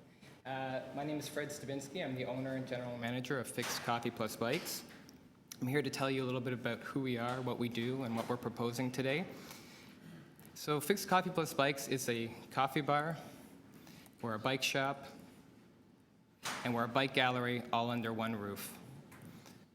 When we opened 2.5 years ago, this is what the city's chief planner had to say, that our city was coming of age because we now had a bike cafe in it, and we couldn't agree more. We've been welcomed into the community. We have a lot of neighborhood support. We're trying to build a community hub, and that's what we've done so far, and we'll continue to do it. We try and build community through hosting coffee tastings, hosting a bike storytelling night, showing bike races, taking Sunday morning rides. We have a ride club that introduces people to our city's bike lanes, our trails, and just builds community and introduces people to the joy of riding. In the winter, we have a project where we take the abandoned bikes that the city cuts off post and rings, we fix them up over the winter, and we give them to newcomers who need them in the spring. This is our corner. It's Gladstone and Alma. What we're proposing is a little bit of seating on Gladstone, a little bit of seating on Alma, 7 tables total. This is a drawing. You can see where we are. In terms of meeting all the requirements of the current bylaw, and as you know, there is a new bylaw that will come into effect in September, the only deficiency is the sidewalk on Gladstone. On Alma, we have the clearance, 2.13 meters. On Alma, it's only 1.9. That's the width of the sidewalk, and as you can see, all our neighbors have built up to the sidewalk line with their planting and with their fencing. That is just the width of the sidewalk in this neighborhood. Everything else passed in terms of the requirements. There are a lot of these former corner stores in our downtown area that have been turned into cafes, and they're great meeting spots for community. You can see this one in Councillor Layton's ward with a little outdoor seating. It's a meeting spot for neighbors, a lot of vibrancy for the street. It just adds to the neighborhood and it has respectful operators. This is another example just near our shop, just a couple blocks away in Councillor Cressy's ward. Another cafe with a little bit of outdoor seating on the public boulevard. And this is also quite close by in Councillor Bailau's neighborhood. Another former corner store. These were all former corner stores turned into cafes or restaurants with outdoor seating, operating responsibly. This is I have a few vintage photos of our location, the Friendly Grocery, which is in operation for decades. These were given to me by the former owners, Joe and Teresa, who have visited our shop and really like what we've done with this space. We didn't just turn it into something dormant. It's felt lively. It brings people. It gets neighbors to meet each other. And they are very supportive of what we were doing and we're continuing to do. A few pictures of them. So to sum up the issues, I want to just share some information. Our zoning restricts our operating hours to end by 9 p.m. Our indoor capacity is 30 people. In terms of the 9 p.m. closing, I'll be upfront about this, we did have a few private functions that went past 9 p.m. We thought the 9 p.m. referred to our normal business operations only. We now know that, and we haven't booked any functions past 9 p.m., and we'll continue to do that. Our record is clean. We don't have any notice of infractions or fines for any of the inspections we receive from a variety of departments. And we have a lot of neighborhood support, even though you'll hear that some of that to the contrary today. Over 50 of letters of neighbors in support of what we're doing, 500 signatures on a petition that we've collected. And if we're approved with a permit for Boulevard Cafe, we'll be very ready to respond to concerns from neighbors. And we want to make sure this works. We want to make sure it's a positive. This is public property on the boulevard. If we don't have something for a place for community to gather, what are we going to do with it? Are we going to leave it as for boulevard parking? Are we going to leave it as an empty lot or just a dumping ground? Let's do something great for the community, somewhere where people can come, enjoy, sit, be outside. They don't have to purchase things from us. They can just enjoy the space. A lot of the opposition, as you already heard, is around our application for an indoor liquor license. That's before the License Appeal Tribunal. That's going in October. We don't even know if we're getting that license. This is about seating outside for our cafe as it stands today, a very modest number of seats. So I hope you'll consider just that issue today because that's what's before you. We also have some concerns with the poll. I know I'm running out of time, but I did speak with some neighbors on Alma who did not receive a ballot. They also had some visits from people trying to take the ballot out of their mailbox and get them to sign a certain way. And we feel there was a lot of misinformation about what we were proposing in terms of how late we'd stay open, whether we'd be selling cannabis, whether this would impact their property values. And just, if you're hearing that in your ear, you might vote no. Okay, I'm afraid that your time is over. Okay. Thank you very much. Are there any questions of the deputy? No? Seeing none? Thank you very much. Next, I have Corinne Chan. Hi, Corinne.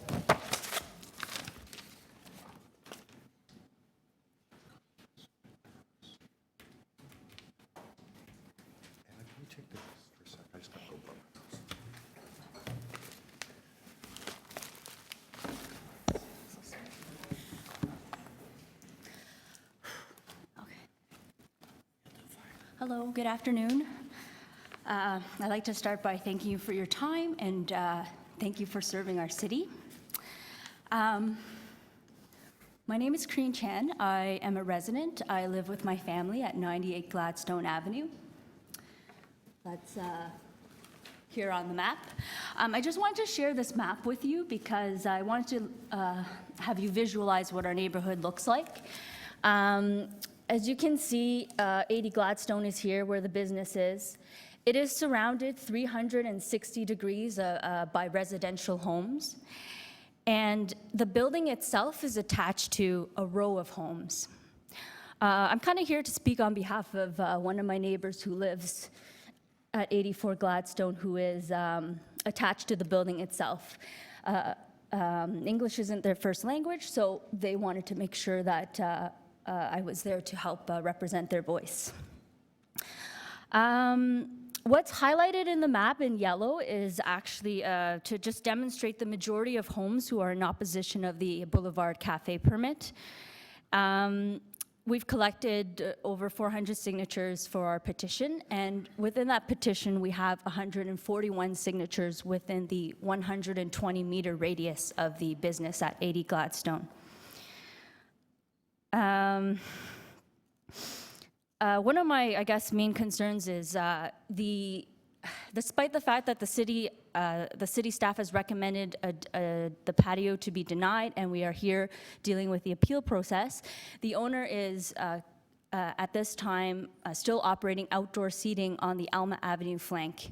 They have put a big wooden log just off of the sidewalk, and it attracts loitering, it attracts noise, and that space is supposed to be a permit for two-car boulevard parking, which residents who live at 80 Gladstone, because there's 3 apartments in that building, or even for delivery trucks to be able to use that. This morning, for example, after dropping off my kids, I was walking home and the sidewalk was blocked by a delivery truck that was parked in front of the shop. And if that log weren't in the way, then they could use that, as it is designated for two-car parking, to have their delivery trucks in that space, or for their customers, or again for their tenants. If you look in the map, at the very top there's the school. There's a elementary school there and a YMCA daycare. And across the street from where I live, there's a church as well.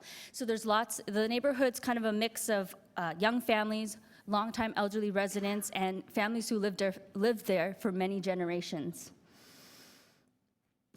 Our streets are also mainly narrow one-way streets.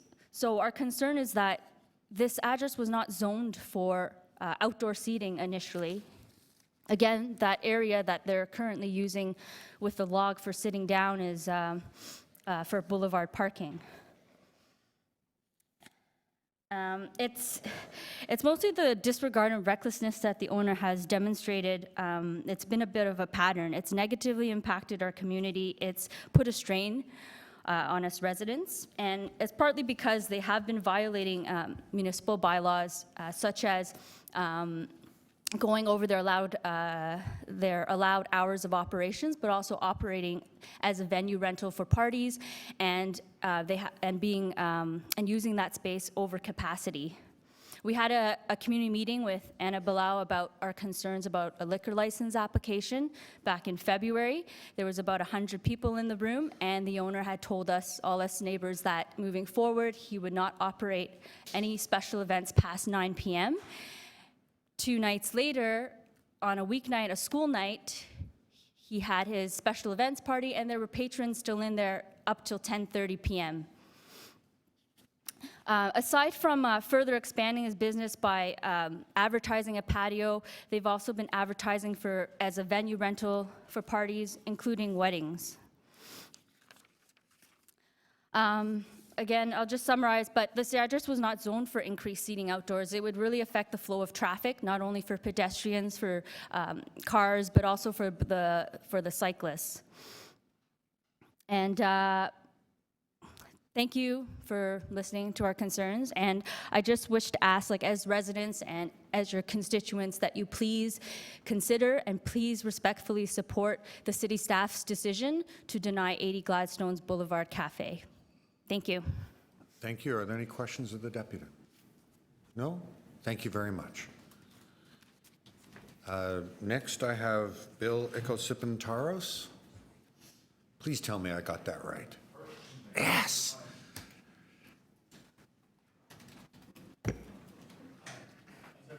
Thank you, Chair. Thank you, Committee, for having us here. First off, I live 70 meters away from this location, and I'm not only here as a resident, I'm also here as a small business owner myself. I've operated a coffee shop in the city of Toronto. First thing I did was walk up and down the street and introduce myself and let everybody know what my intentions were. Get to know your neighbors, because your neighbors are important even if they're not your customers. So back in 2015, Mr. Stabinsky came door to door and told everybody what his intentions were. And I addressed my concerns saying that I didn't really care for a commercial type of business on a residential street, and I refused to sign. But I looked at it and I said, wow, he's gonna have a bike shop and a coffee shop. We have bike lanes right here. That should be good, you know, like people can ride, stop off for a coffee, have their bikes repaired. I wish them well. As a small business owner, I wish everybody well. Our city thrives when small businesses thrive. However, when you change the concept of your business because your business isn't going the direction, it's troublesome for our neighborhood. The minute alcohol was involved, it changes everything. Sure, the presentation is nice, but next time, what happens when the next person opens up something or this place gets sold? The patio, the liquor, it's all transferable, and we're still there. Most of us are in for the long haul. The school, 100 meters north, Alexander Mere Gladstone, the population was declining. Our school is now at a surplus. We have an abundance of family members. We have so many families that moved in. We have seniors that couldn't attend today. We have several seniors that are here. As Mr. Kerr stated, we're surrounded with alcohol around. Not to say that this is going to be a place where people are going to cause trouble or vomit, but we just don't believe that alcohol or a patio belongs in a neighborhood. If this was at the bottom of Gladstone and Dundas, Queen, or at the top, it'd be a whole different ballgame. When you own a house 15 meters from a major street, it's a different ballgame. This is in a residential neighborhood surrounded by homes 360 degrees around. There's people that have been there for 40 years. We've canvassed, we have 400, we submitted 408. We have more sheets that are out there because we're doing this as a community. The best thing that's come out of this is we've become a community. You've gotten to know everybody and you've gotten to know why we don't want it. Without getting personal, there's people in our neighborhood that have mobility issues. There's people that have shared addiction issues. There are people with children with special needs. Those are the people that we're here representing today. Not everybody can take a 2 o'clock meeting off. And we're here because we don't believe this is in the best interest of a residential neighborhood. I know as councilors, you see so many patio applications. This one has to be looked at differently because it's in the middle of a neighborhood.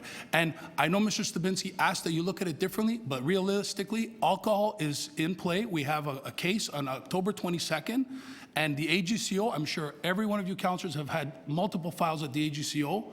We need your protection to make sure that this does not become a party zone in the middle of a residential neighborhood. Thank you very much for your time. Thank you. Any questions? No? Thank you. Paolo Oliveira, sorry. Hi, Paolo.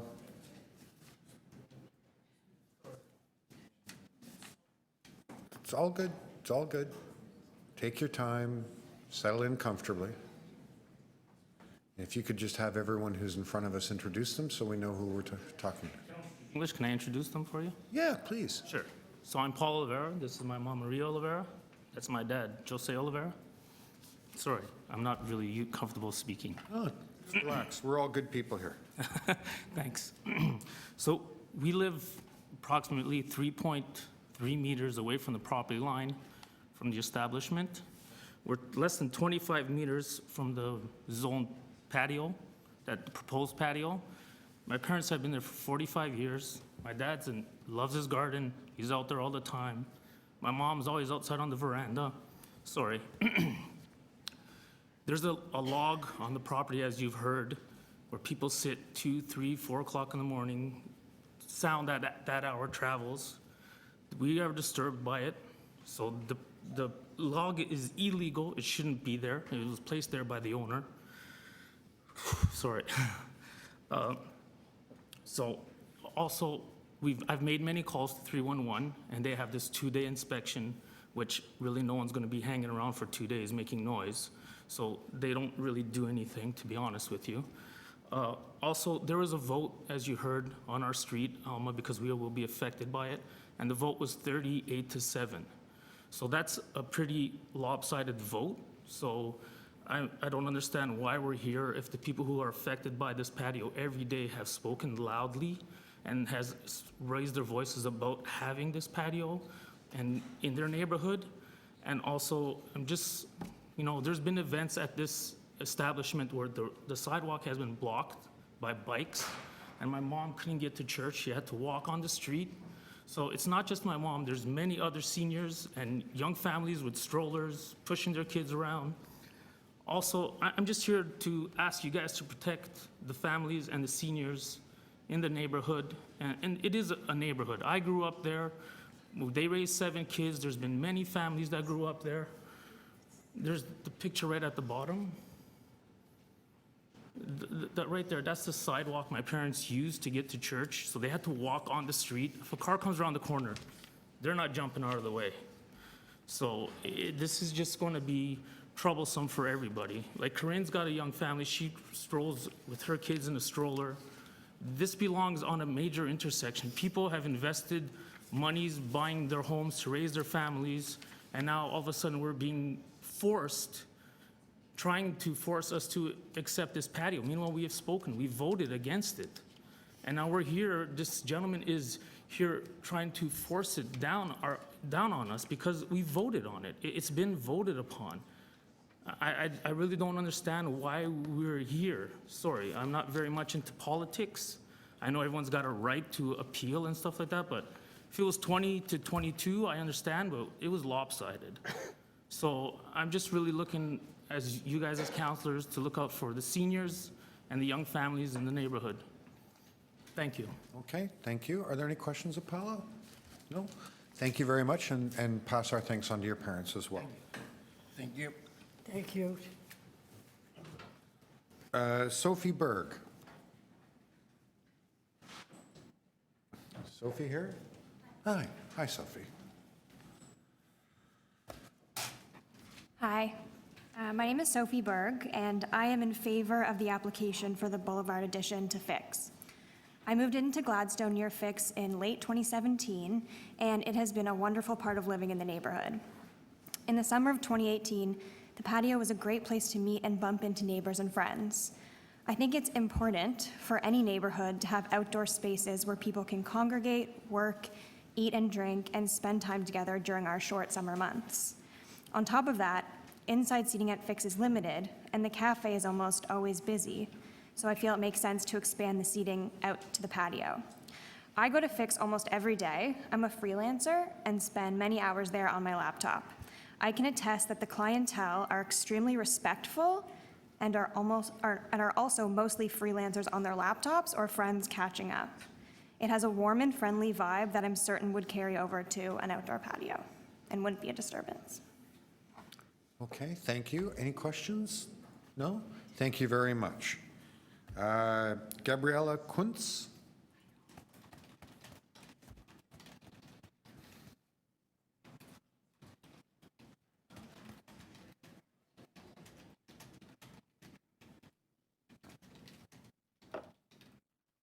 Afternoon.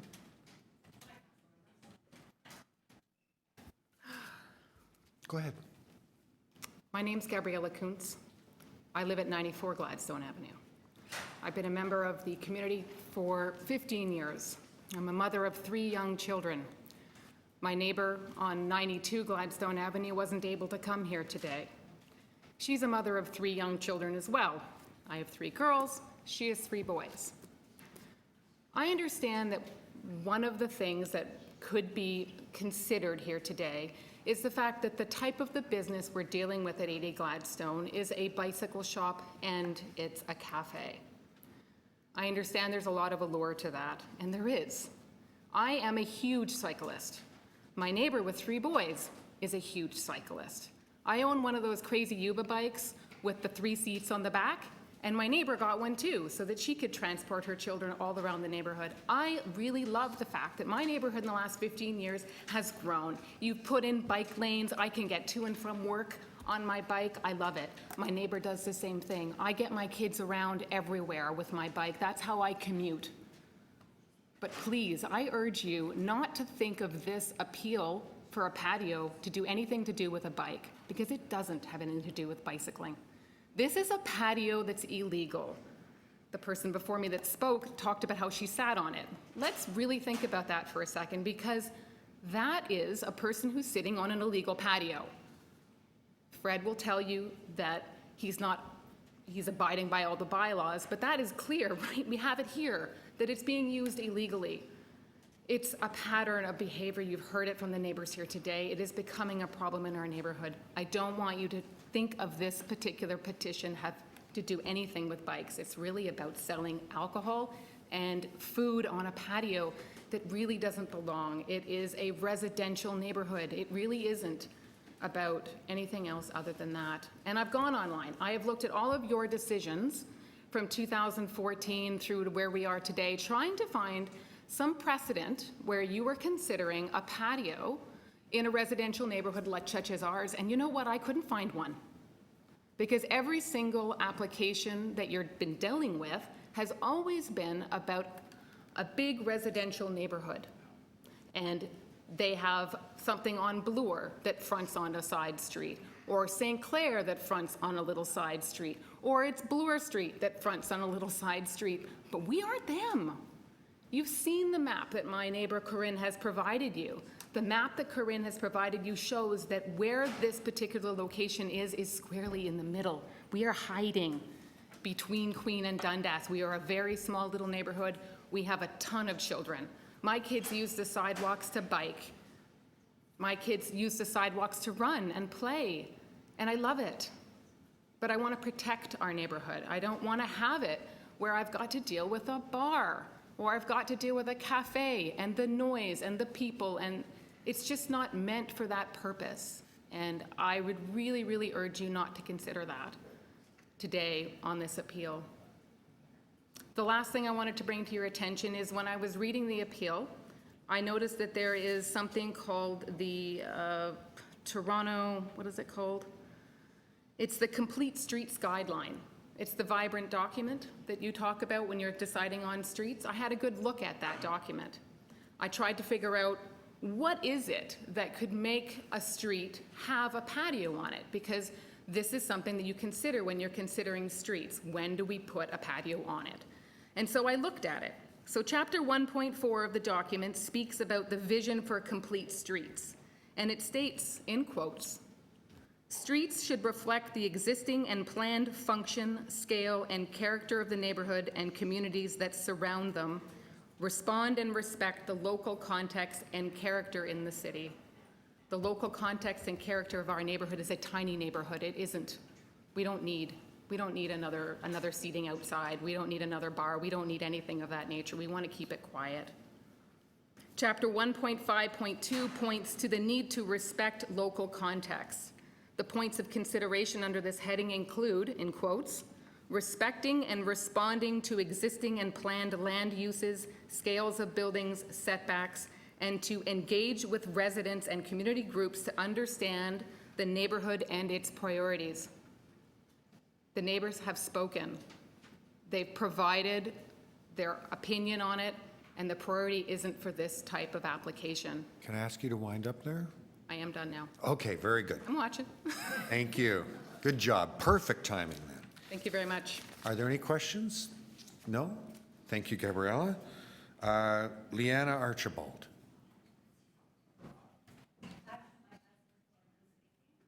Bring him on up. Maybe he'll introduce himself.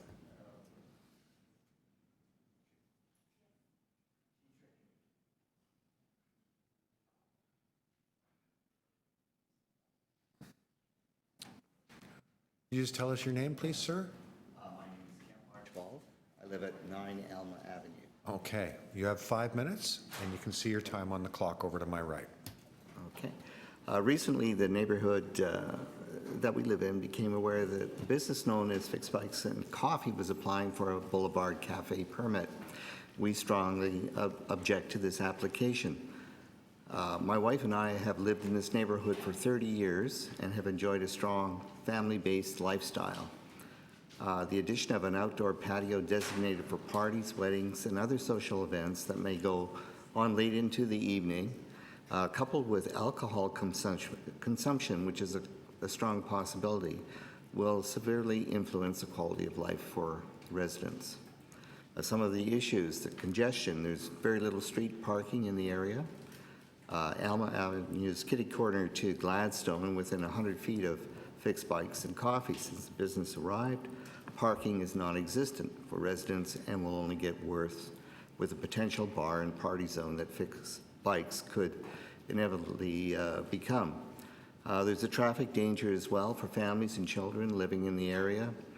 Waterloo Avenue became a one-way street eastbound to facilitate a bike lane.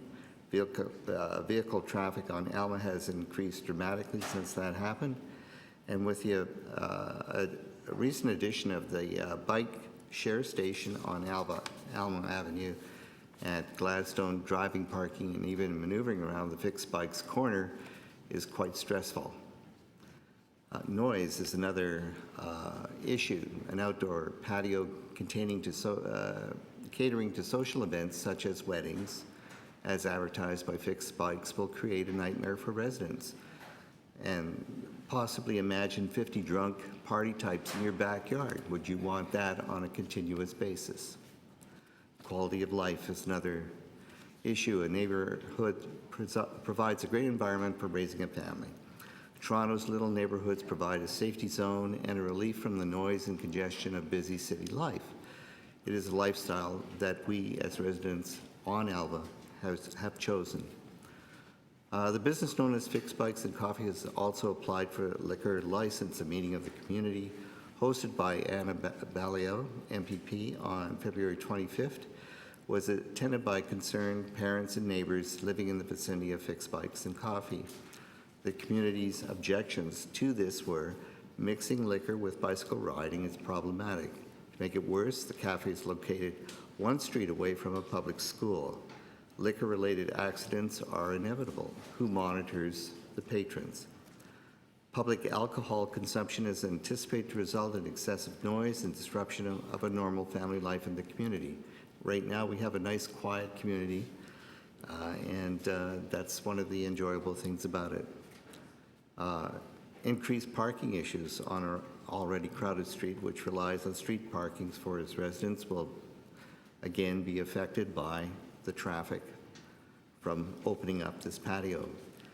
And initially, when the owner of Fixed Bikes and Coffee canvassed the neighborhood prior to buying the building, he assured the residents that it would only be a cafe and bicycle repair. We supported this business plan based on trust, and that doesn't seem to be the case. In wrapping up, if a liquor license or an outdoor Boulevard cafe permit are issued to Fixed Bikes and Coffee, then our community will be destroyed by a business only interested in money, not community. The fact that Fixed Bikes has a number of partners speaks to the speed that the business is rapidly evolving into a potential bar for events. None of the partners live in the area. Thank you. Thank you. Any questions? No? Next, I have listed Rick Knapp. Rick? Hi, come on up.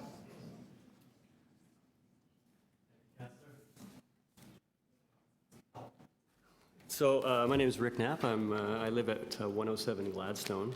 I'm about probably 100 meters, not even 75 meters from Fix Coffee and Bikes.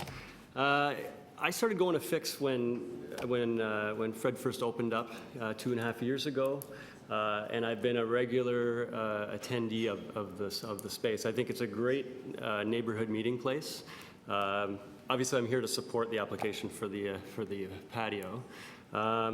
And I find Fred to be a fair employer and an honest businessman, and I think that you know, he's got a small business there. It's difficult in today's day and age as well to operate a small business successfully under such, you know, corporate surroundings that we see with all the development going on in Toronto. I also do a lot of traveling, and you know, I find a lot of vibrant neighborhoods in other cities that I go to, Montreal, Chicago. I can name many, and a lot of them have neighborhood corner cafes. They have neighborhood corner businesses where people can meet, and I think that if we want to continue and push ahead with vibrant neighborhoods in Toronto, that this would be an obvious fit. I don't have much more to say about it than that, but I hope that you would consider approving the application for his patio. Thank you. Okay. Thank you. Any questions? No? Thanks very much. Okay.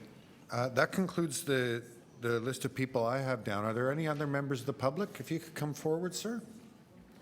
Just tell us your name. My name's Eduino Silvera. Pardon me? My name's Eduino Silvera. Okay, welcome. And you have 5 minutes, and you can watch your time over here. Whoops. Thank you. There you go. First of all, I'd like to say I always like to look at both sides to make my own decision on what's right, what's wrong. I've spoken with Fred, the owner, and I really like to find out what's right, what's wrong. He's an intelligent person, but when it comes to business license and the business conditions, when it says you're only allowed maximum amount of people, your business hours, you should stick to it. It's pretty basic. And also respecting city property, city reports on the application for the Boulevard Cafe. Now, it unanimously was rejected by the restrictions of measurements, and it's just not appropriate for that spot. Overwhelming vote of no by the community, the majority. And also, I'd like to say after listening to everybody that it's been an honor helping everybody, petitioning, and I want to set the record straight. With our group here, with integrity and clarity, we went door to door with honesty and clarifying to people what really is going on. And we actually made a pact to never lie to get what we want. And we've even met people. Corinne's a customer, or was a customer. And we've met while petitioning people from the shop, and we just honestly stated the facts. You know, there's a legal patio from before, which we assumed was legal, and it wasn't. So basically, to summarize, I just want to say, my concern is safety, which it will be a safety hazard, having that patio at Alma and Gladstone. Even though it's a residential street, it's a major hub for the school, the church, and people off of Dufferin coming through our neighborhood. So that's the main thing, is safety. And of course, with the city denying it, they've also mentioned that it's not appropriate. The second thing is, those pictures were great. Everybody wants cafes and businesses to thrive. I'm a cyclist myself, but the actual owner of this property, I feel is a risk. Like, you can't just say, well, I'll behave next time, I won't operate past 9 p.m., or I rented it out and I got an SOP liquor license. You know, just because you got the liquor permit doesn't mean you can go past the 9 p.m. hours. Oh, it's in the past, you know, I haven't done anything for a while, but it seems to keep on happening. So it's a lack of trust, the safety issue, and lastly, I just want to say the one thing I've got out of this is that even though my granddaughter is the 4th generation in that area, I'm open to change. I love positive change, but I want to thank all my neighbors. Like, that's one thing that I found, is that we bonded, and I'm proud of them for standing up for the community. Other areas on main streets, bars, cafes, you name it. That's great. We had a previous, was there any objection? Nobody objected, because they feel it's a fit. The majority have spoken, and if it's people in your ward, and the majority say we're not comfortable with it, are you going to vote against them? Thank you. Thank you. Are there any questions? No? Thanks very much for your time today. Thank you. Are there any other members of the public who wish to make a deputation on this item? Seeing none, are there any questions of staff? No? Councillor Bailão. Thank you, Chair. As you can imagine, and all of us have gone through one way or another a very difficult divisive issue that we have in the community, and tough. This is one of those issues. So 2.5 years ago, Fred approached my office and approached many members of the community to go to Committee of Adjustment and ask for a change of use. This used to be a supermarket. He wanted to have a coffee shop and a bike repair shop. And I think people were excited. I think many people, and actually some of the people that actually spoke here today, supported that petition and supported that conversion. The only condition that we put is that it would close at 9 o'clock, because we've had lots of issues with lots of bars around us, and so we were always a little bit concerned, but we were assured that there was not going to be a liquor license, and we were actually excited because, instead of having a storefront closed, you're actually going to have something that people are using like they are today. They're going there to work, grabbing their coffee, fixing their bike, which is great. And then there was a liquor license application. And I know that people have asked here and have said, this is a patio application that is in front of us, and it's true, but I think that given that this is right in the center of residential, and as the residents mentioned, this is not on a flankage, this is completely surrounded by residential streets. I think the context of everything needs to be taken in consideration. And I think that I think that the scenario would probably be different if there wasn't a liquor license application in jeopardy. I still think that what staff say needs to be taken into consideration. I think the patio would have to be reduced, because I wouldn't approve the fact that we would only have 1.5 meters and 1.93 of right-of-way. So even that, I think, needs to be revisited as well. But I think at this point in time, as my colleagues also understand, I think there's a relationship that needs to be repaired. And I think that's what we need to concentrate as a community. There's a business that has been there for 2.5 years that had a lot of support from the community until this issue came up. And there were other ones starting to brewing. People were starting to be concerned about, advertising for parties or advertising for the wedding, or, this was a concern. And truth be told, I think this was brought to the attention of the owner, and he committed right away to not open after 9 o'clock and ensure that wouldn't happen. But I think the community needs to see that happening. The community needs to repair that relationship, and Fred needs to repair that relationship with the community. So I cannot support this application as it stands right now, just because there's, overwhelming amount of people that are against it. There's lots of support as well, and believe me, I put a lot of thought into this. I went out, I knocked at some doors, I talked to people from both sides. I tried to be as fair and put as much thought as I always try to do, but I like the shop. I really do. I think it's great to have a coffee shop in some of these places and be able to go outside and, have these what used to be little grocery stores turned into some, little grocery store or fruit market or a cafe where you can grab your coffee. But I think we as a city also need to be careful on how those conversions happening and how we do that. So I think that's my decision. I hope I can have your support. I will continue to work with the business owner and the community.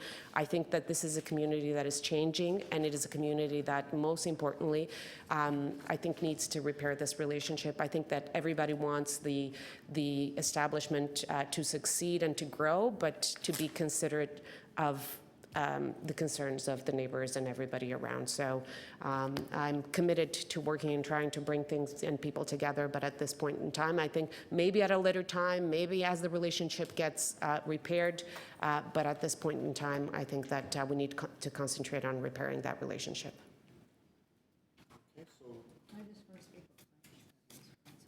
I was going to ask, were there any questions of the mover? No. Anyone else to speak? Councillor Fletcher. Yes, I just wanted to address flankage patios because it's been so long since they were established. And they were established with very strict and rigorous conditions because they're on a residential street, unlike Main Street, where you have your front patio. And these are all from the old city of Toronto. There were no other former cities that had flankage patios. And most of the patio life is in the old city of Toronto. So along all of the streets that have commercial and restaurants, all those patios that are down the side, it's a long-established requirement that the street has to have something to say about that. And I know many times I've gotten in some of the flankage patios that I've dealt with, and I think I've only ever refused one completely, and all the neighbors said simply no to that one. But it's very important for the relationship and just for the city that we continue this requirement. And at times, city staff have said, well, it's very onerous to have to do the polling. Maybe we should just leave it up to staff to decide. But it really is something that our neighbors on those streets have to weigh in and say, we think this is a great business and this will work, or we think this is the wrong patio for this location. And I just want to say that that's how we work. And I know that sometimes people get petitions of people around the city or that want to go to that patio. And sometimes owners and others who want the patio feel there's the same weight between a petition or emails from people that don't live on that street and those who live on that street. But the city rules are those who live on that street have to be able to say whether or not that's going to work for them. And in the majority of cases, they generally do. But there are times, such as this one, and I'm going to support the councillor, where they don't. And that's the way it works. So I know people get upset because a lot of people said we like that patio, but they're not living there at 10 o'clock at night trying to put a little baby to bed. So I just thought I'd revisit that because they're very long-standing rules at the city. And I think they're wise rules in order to have the interface between lively businesses and residential neighborhoods. Councillor Matlow. Well, I want to acknowledge the group of residents who came and spoke and what they did preceding this meeting, offering really reasonable and influential arguments to members of council. I think they did a great job, and I think a couple of them alluded to the fact that sometimes adversity creates, kind of a sense of community, and you get to know each other. Sometimes not under in the situation that you would have hoped for, but you build a team feeling, and hopefully that spirit will go on to many other barbecues and great events and positive experiences for the neighborhood. But I also want to commend the local councillor for her decision. We've all been here. We've all been in these situations where we're hearing from hundreds of people from both sides, and you're not going to make everybody happy, and you always want to, and you can't, and it's a real struggle. But what the local councillor did at the end of the day, I heard, was considering all the different interests, the quality of life, the day-to-day and night-to-night quality of life of the residents in this neighborhood prevailed, and the relationship building and the healing needs to begin. So I want to commend the local councillor for a difficult, but at the end of the day, really the right call and a good decision. Thank you. Any other members to speak? Councillor Wong Tam. Yes, and I just will make it very brief. I want to thank the deputants for coming out as well. I think that you really did articulate your position extremely well. But also to the local councillor, I think one of the things that you did raise in your remarks was that the patio would have created a substandard sidewalk condition, and that pedestrian right-of-way where we strive to have 2.13 meters of sidewalk enough to push a baby stroller, enough to push a walker, enough for a person carrying some bags of groceries home, you should not be forced onto the roadway of oncoming cars just to get to your location, whether it's your place of worship at your school or in this case going home. And I want to make sure that we don't lose that in this entire discussion, as much as it is important to have good neighborhood relationships. And I know that the councillor is well-intentioned because she wants to bring people together and be the ward healer. But I would actually say that the onus on the business operator above and beyond anyone else, because it really is, if you're asking for permissions to operate in a different fashion, you're asking to appeal a decision that staff have made, you want to overrule that, if you want to appear before this community council again, the onus is really on you to actually appease the community and to work together to bring everyone together. Councillors are busy. Staff are busy. It's not necessarily our job to do the mediation. It really is the person who's actually asking for the permission. Thank you very much. Thank you. Anyone else? No? So on Councillor Bailau's motion, all those in favor? Opposed? That carries. All right. Moving along. TE 7.39, refusal of a Boulevard Cafe permit application located at 1278 St. Clair Avenue West, Unit 1-2, Earls Court Avenue flankage. I have listed Jason Rees. Jason? Hi, Jason. Come on up. No rush. It's all chill. Very good. My application will be a little different than the previous one. Well, let's hope so.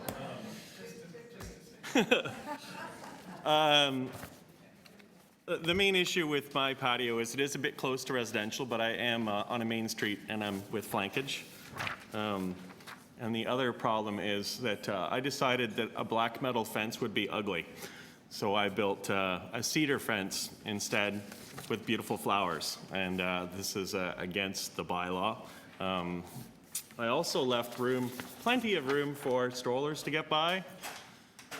As you can see, there's the side of my building, and you can see where with the bullards there, that's where strollers would normally go through, and there's actually even room for you to park your stroller while you're enjoying the patio, which is just on the side of the building. The side of my building was pretty ugly previously, so I decided to make it pretty. This is what it looked like before.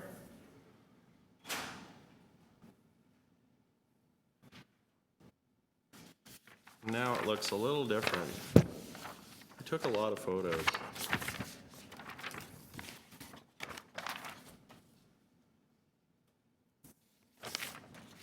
Lots of pretty photos. Just got one more photo from the side, from the corner. So that's what it looks like now. I also have been endorsed by the Residents Association and the BIA, and the results of our community poll was 34 to 17 for me. I'm just mostly here now to answer any questions. Let's see if there are any. Any questions? Nope. Thank you very much. Are there any other members of the public who wish to speak on this item? I don't see any. Are there any questions of staff? No? Councillor Bailau. Thank you, and I appreciate the work that the business owner has done. He did, reach out to the residents associations and the BIAs, and everybody made sure to contact the office and say how excited they are that you're opening the business. The business was open, but the transfer and everything that you're doing to the business, and how actually you're pretty involved in the community and supporting a lot of local organizations as well. So thank you for that as well, and your involvement in all the community. So with that, I will move to support the application. Okay, all those in favor? Opposed? That carries. Thank you. TE 7.40, report on the operation of a Boulevard Cafe permit located at 1312 St. Clair Avenue West, Nair Avenue flankage. Are there any members of the public who wish to make a deputation on this item? Seeing none, questions of staff? Councillor Bailau. Yes, I do have a motion. So, colleagues, this was an application that was approved at the last community council in Etobicoke in East York by my predecessor. And this was an application that had convincing, extensive petition and involvement of residents against this patio application.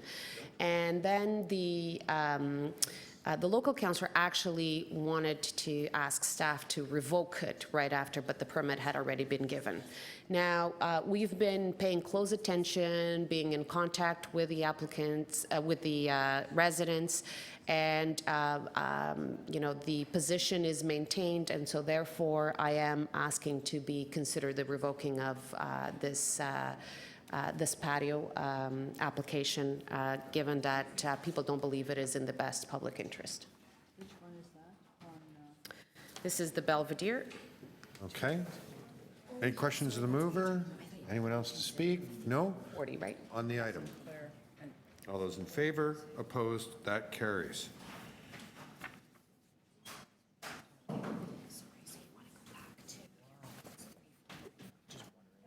Are they done now? Yeah. You ready to go? Okay. They can go home. So we have a little bit of old business to clear up before we go to the next item. We had set aside items 3.4 and 3.5. Councillor Bradford, I understand you're ready to go on those now? Are we doing them both? They're separate, right? We have to vote on them separately. Right. So I would like to move recommendation 2 in both cases to maintain what is existing there. With some new information that came forward with the deputations, conversations with staff, and some history on the file that we're going to leave, I'd like to move those. So on item 3.4, councillors moving to remain or retain the fence. All those in favor, opposed, carried. And on item 3.5, same thing? That's right. All those in favor, opposed, that's carried. I need a motion from you, councillor, to reconsider item TE 7.136. Yes, I'd like to move that motion to reconsider. All those in favor, opposed, carried.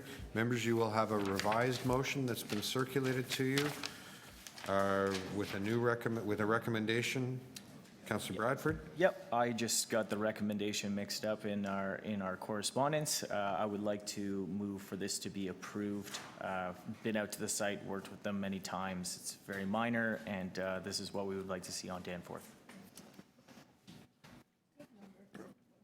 Okay, and once again, 7.136. and once again, why don't we call it the 24th of June instead of the 14th?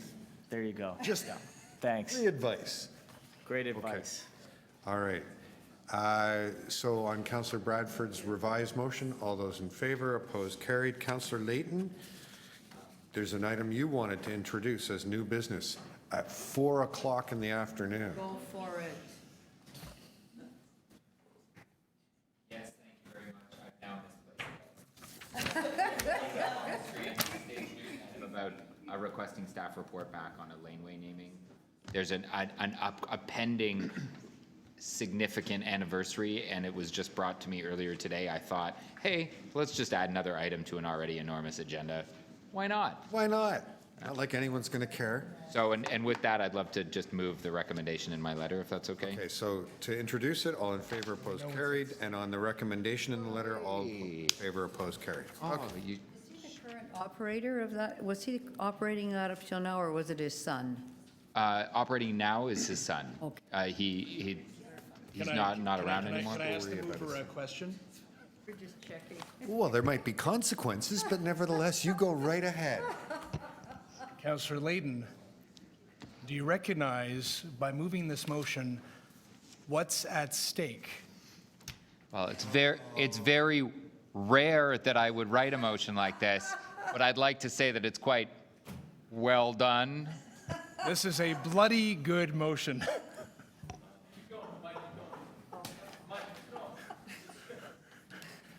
Okay.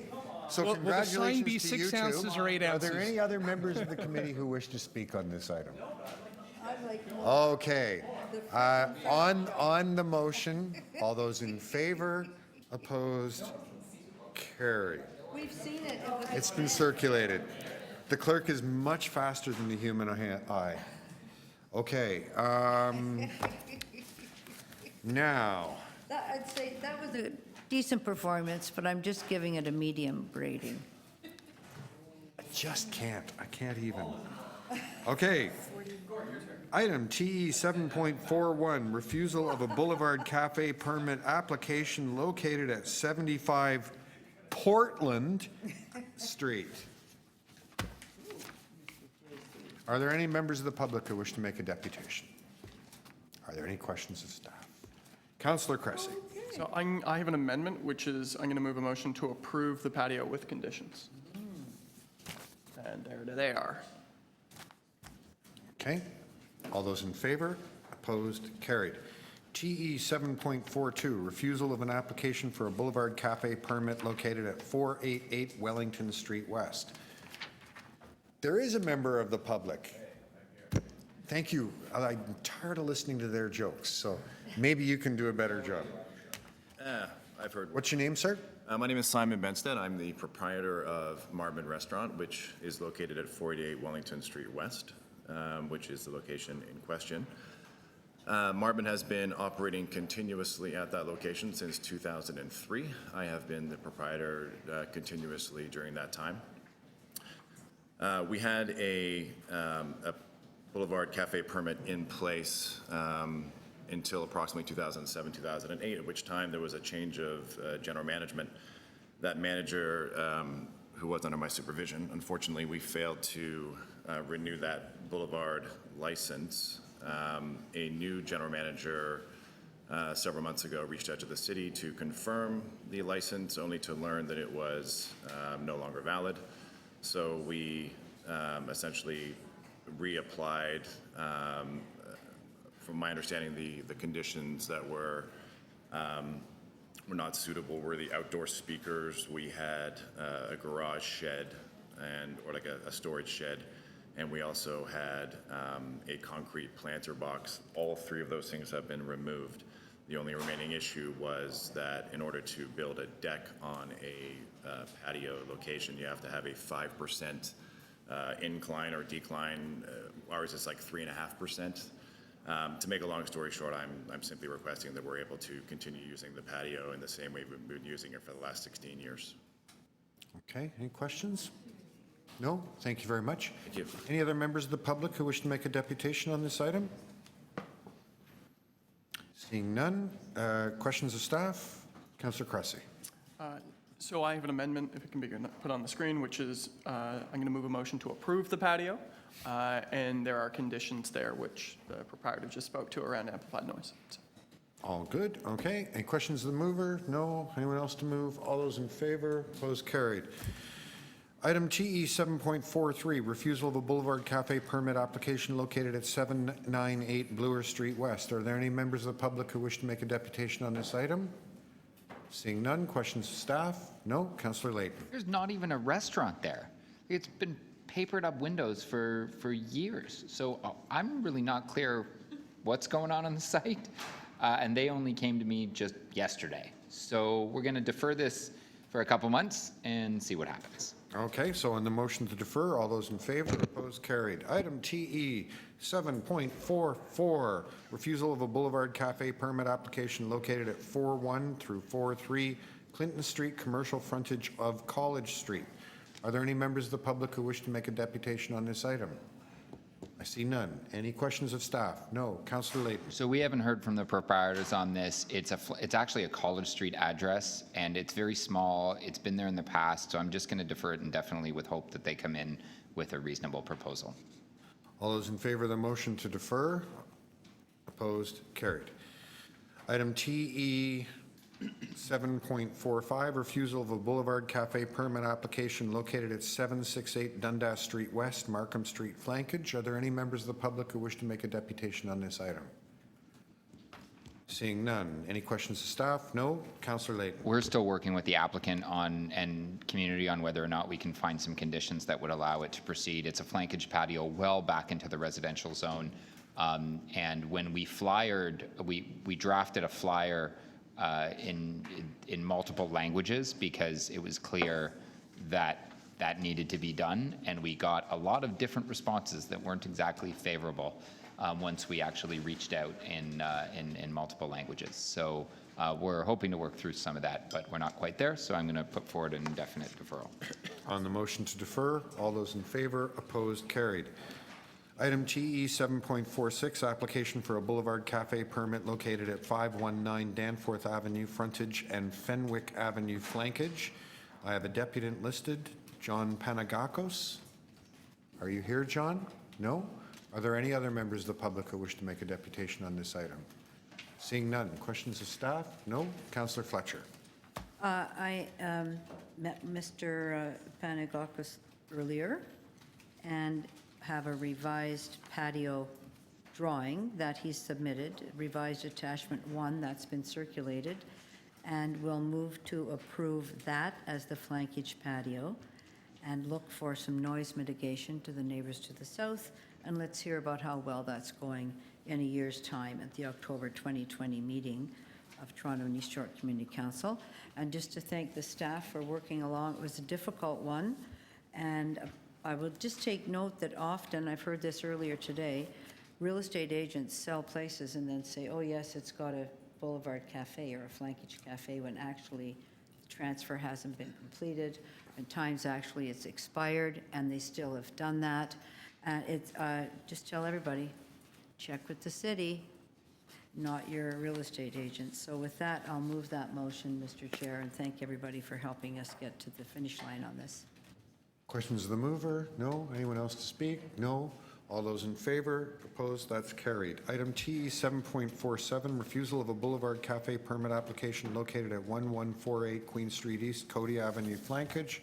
I have no deputants listed for this. Are there any members of the public who wish to make a deputation?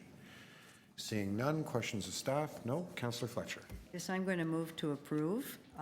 It is had tremendous support and tremendous support from the community. It's been operating as a great sandwich shop. The owner was here earlier, and I said, don't worry, I think it'll pass. So he's gone back to run his great sandwich shop on Cody Avenue. Okay, on the motion to approve, all those in favor, opposed, carried. Item TE 7.51, 2946 to 2968 Dundas Street West zoning bylaw amendment and rental housing demolition applications. Viola Varga had signed up to, I don't see Viola. Is there anyone else here who wishes to make a deputation on the item? Oh, do I ever feel bad that I made planning staff stay all afternoon? Okay, sorry, Sarah. Any questions of staff? Nope. So I'm going to move the staff recommendations and hang my head. All those in favor? Where are you hanging Opposed? your head?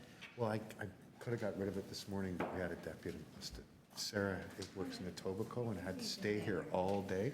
She did get the benefit of seeing how much better we do the work down here at Toronto East York Community Council, though. So there's that. Thank you, Sarah. Okay. Item TE 7.60. St. Clair Avenue West and Bathurst Street Area Planning Framework. I have listed as a deputant Patrick Plested. Hi, Patrick, come on forward. Patrick, you are a trooper.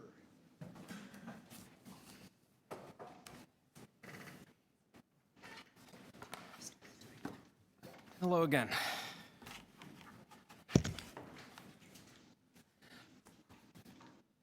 So I am here once again as a resident of the area, as an active member of my Buildings Tenants Association, and as a member of the Stakeholder Advisory Committee for this planning framework study. I'll try and keep my comments short, but I just wanted to first off say that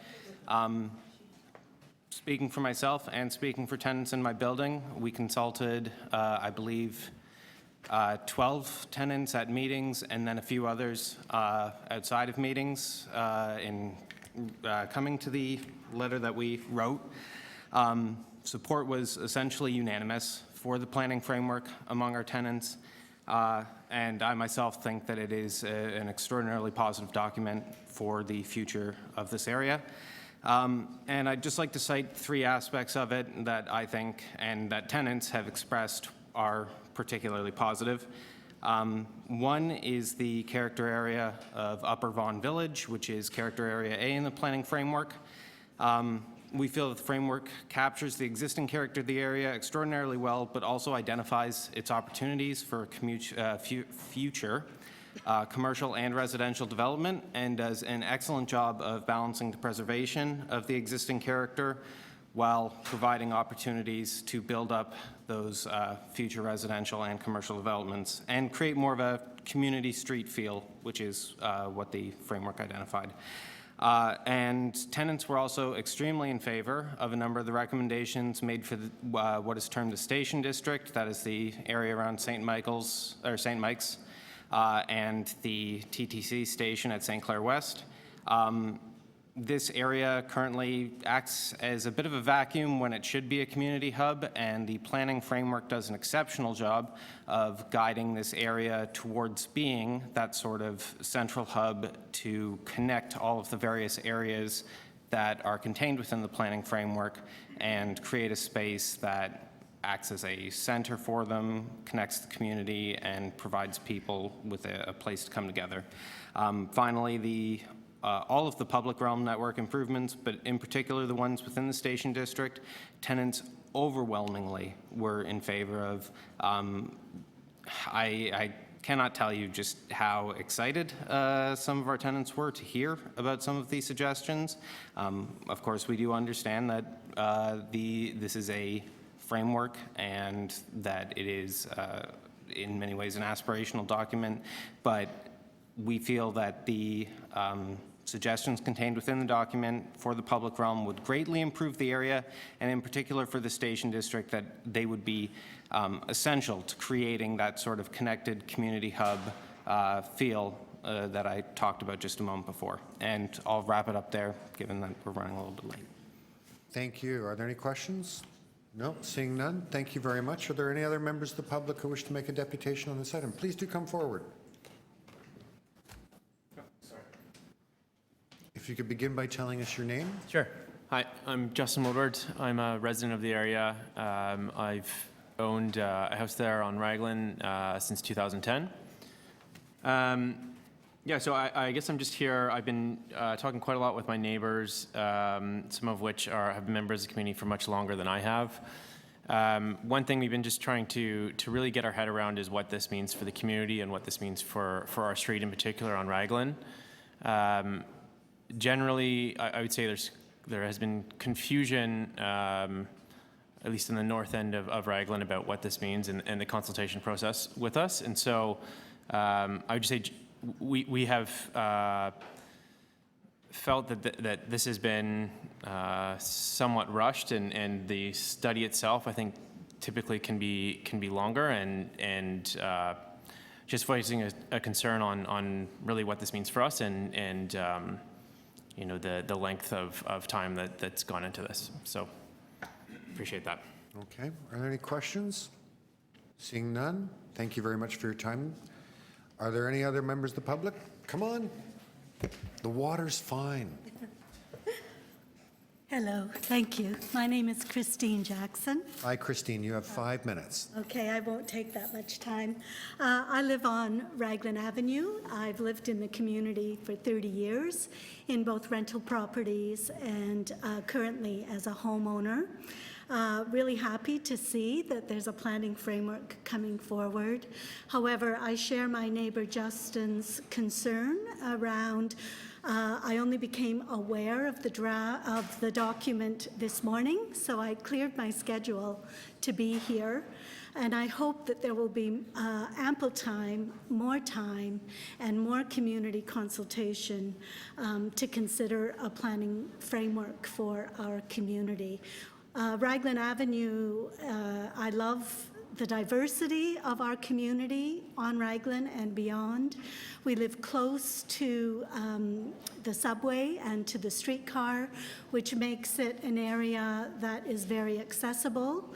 And we need, I think we have room for growth, and what that growth looks like, I think we need lots of time and community consultation beyond what's taken place so far.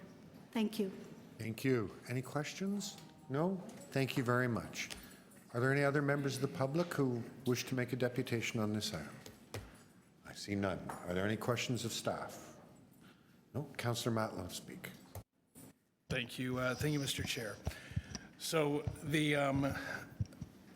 I think the very first sort of major initiative that I moved on after this past election and after I took over this portion of the new ward was meeting with staff from our planning division to ask them, you know, what do we have, what don't we have, given the experiences that we've gone through in areas like Yonge and Eglinton and the Davisville Village neighborhood and elsewhere. And what was clear to me was that while there were ad hoc studies happening throughout the general area, there was no sort of comprehensive and thoughtful planning framework for the greater St. Clair and Bathurst neighborhoods together. And to speak to why this moved at the speed that it did, there have been a number of things coming at us and happening now. So we had just today, for those of you who weren't here earlier, we moved on fighting 6583 Raglan, that huge 33-story building that they're proposing there at the LPAT, at the appeals body. And that's coming at us. We also are going to be having another community meeting eventually about the St. Mike's site. And there are a number of other development applications coming forward in the St. Clair and Bathurst area. The challenge over the years has been, it's always been this sort of ad hoc, the developer comes, they've got their proposal, then councillor, community, planning staff have to deal with what's there. And often the tools are not very many or very large within the toolbox, given the planning regime that we're under with regard to the provincial government.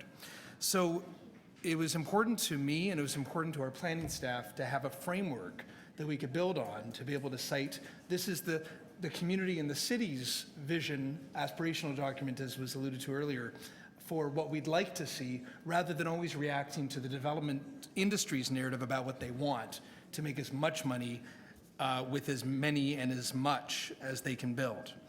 I want to begin by thanking Sipo Mafango and all of our planning staff who have really run with this as a labor of love. There really has been, even in the short time period, remember I moved this, I think it was January, February at council, and then it kind of swiftly moved forward. But there have been community meetings that there were enormous turnouts at. And yes, there will always be people, and I regret that haven't heard about something, but there really was that due diligence to get notices out to every single door throughout the study area for all the different public meetings. There was also like a Jane's Walk. There were sort of various different pop-up events and various working group efforts as we continue with the working group to really understand what people in the neighborhoods want to see out of the planning outcome. And what was very clear to us is that people want the built form to be in context and in character with the local neighborhoods. They want transition. They don't want to just see the tallest buildings pop up right within the neighborhoods, but there should be transition from the corner of St. Clair and Bathurst into the neighborhoods. There's a big demand for affordable housing. That actually came up consistently at our meetings, and that there be regard and great concern for climate change and sustainability and resiliency. There's also many asks for more social services in the area, whether it be affordable childcare, senior services, and improved public realm. We have an aging community, a growing community, as we do throughout the city, and we want services for all of those demographics. And we also want to make sure that as the community grows, that we don't just lose the village feel of the main streets. We want whatever is built along the main streets to have smaller units, for example, to have mom and pa type shops, to be able to have a kind of a rhythm and a flow to the streets where you still run into each other, your friends, your families, not just have these big glass blocks that just kill the entire experience on the streets. And so much more. This is phase one. There is going to be a lot more to come. There needs to be more work to address social services and infrastructure in the coming years. I'll conclude by this. This is I would like to be able to go out there and boast that we've just made this incredible plan that's going to assure the success and the vibrancy and the livability of the community for years to come. But I can't honestly boast that. What I can say is that we have done what we can within the limited powers we have as a city to ensure that we have a clear document to be able to point to when we are protecting and defending this community, as we do others, when developers are trying to take advantage of the system. Unfortunately, we live in a reality now where it's not developers taking advantage of the system, it's developers dictating what the system is and buying the system that they want to purchase. With Bill 108, with the new, for those of you who don't know what that is, those are the new rules that the Ford government just enacted that essentially handed over the development process to the development industry.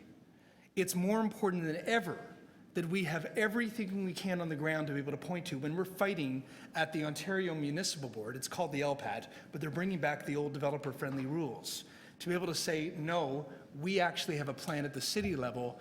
We can't just kowtow to the well-financed development industry that has bought off this provincial government. So I'm really happy that this work has begun. I'm really proud of the planning staff that put their heart and souls into it. I'm really grateful to all the community members who have actively participated, as Patrick was and is, in the right at the table, bringing tenants and other residents' concerns and hopes and dreams right to the table. And I also look forward to meeting those of you who were not part of that process, because this is a living document and this is an ongoing journey that we're on. And I look forward to meeting with you and hearing from you directly as well. So I hope for your support today. Thank you. Thank you. Any questions to the mover? No? Any other members to speak? No? All those in favor? Opposed? That carries. Okay.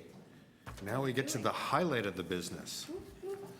So members, I'm going to call item TE. Yes, we do.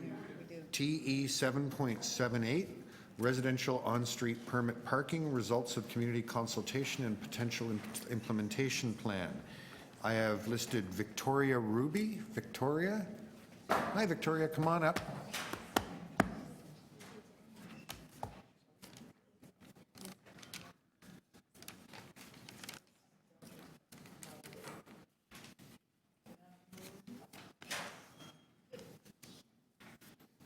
Really impressed, actually, with the stamina of this group. Please, you have 5 minutes. Okay. I am here to object to the blanketing of the 8 wards with permit parking. I happen to live in a neighborhood that doesn't need permit parking, doesn't want permit parking, feels that overnight parking in the street will change the character and the quality of our neighborhood. I happen to live in St. Paul's, but I thought I would reach out to some neighboring, some people that I know in other neighborhoods. And I spoke with people in the West End, Brule Gardens, Riverside, Babby Point, Palisades, in the East End, some people on Glen Manor, Plater Estates, Parkview Hills, Pine Crescent, Moore Park, Inglewood, Douglas Drive, various people crossing 5 of the 8 wards that are represented here. And those people live on streets that are similar to mine, again, where there would be no benefit to us as residents of the area to have permit parking. And they were all surprised to hear about it to begin with. They all said that they would object to it. They feel it would change their streets. And what I'm here today to ask is, if there are so many pockets in your wards where it would disadvantage the residents, is it not useful to think of you protecting us a bit by having areas to opt out of that program within your blanketing of the city? And I don't know how you, I mean, you're the smart people that design these things. I think that you could do it in so many different ways, but to put permit parking throughout neighborhoods that don't need it is, I think that we deserve some protection from you as the residents of the area and you as our councillors, and preservation of that neighborhood. So I'm asking that you consider, if you are going to implement this, that you consider the opportunity for neighborhoods where it doesn't really work for them to opt out. But I also am a little misunderstanding why you would feel that you would need to paint all 8 wards with the same brush. They are so diverse and so different. And it's totally understandable that the downtown areas need something. It's totally understandable that Forest Hill or Chaplain Estates or whatever does not. And so to paper those areas with permits is also wasteful. Anyway, that's essentially my comment. Do you have any questions of me? Yeah, I'd like it to be opt-out. Do you have? No. I have a question. Does Yes. nobody ever visit you that needs to park overnight? You know what? Or on your street? Visit anybody on your street from out of town? Maybe they do, but you know what? I live, as I say, I live in a neighborhood where we don't need overnight parking. So I'm just asking about that, if you don't mind Okay, answering I that appreciate that possibly an area that you represent may have areas that, in fact, No, my my- neighbors would my say, questions- can I park in your driveway? Yeah. I've got a guy over. Yeah. When neighbors come, somebody comes overnight or family members come, they have a place, they're We all get parking off in the the street. driveway. Pardon? We all get off the street. Yeah, we're not on the street at night. Thank you. There's no. Thank you very much. Are any other questions? No? Thank you for your time today. We appreciate that. Are there any other, oh, I'm sorry, I have another listed deputation. Peter Davis. He's. Peter? I think he submitted something to you. Yes, we do have a submission in writing. Are there any other members of the public who wish to make a deputation on this item? No? Are there any questions of staff? Okay, so I'm going to speak to this for a moment. I have a motion that maybe we could put up. So first I'll just speak briefly about the motion.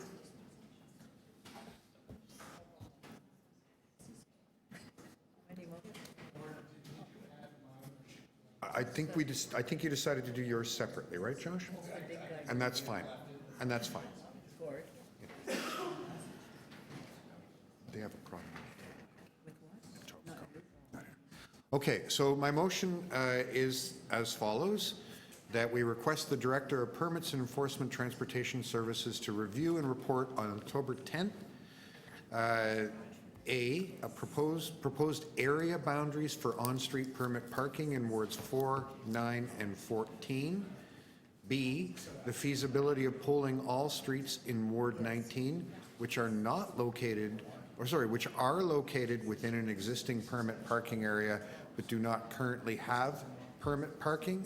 And C, that the list of local streets in Ward 10, 11, and 13 that may be converted to permit parking, and in consultation with the ward councillor, with recommendations for comprehensive neighborhood traffic and parking changes where appropriate.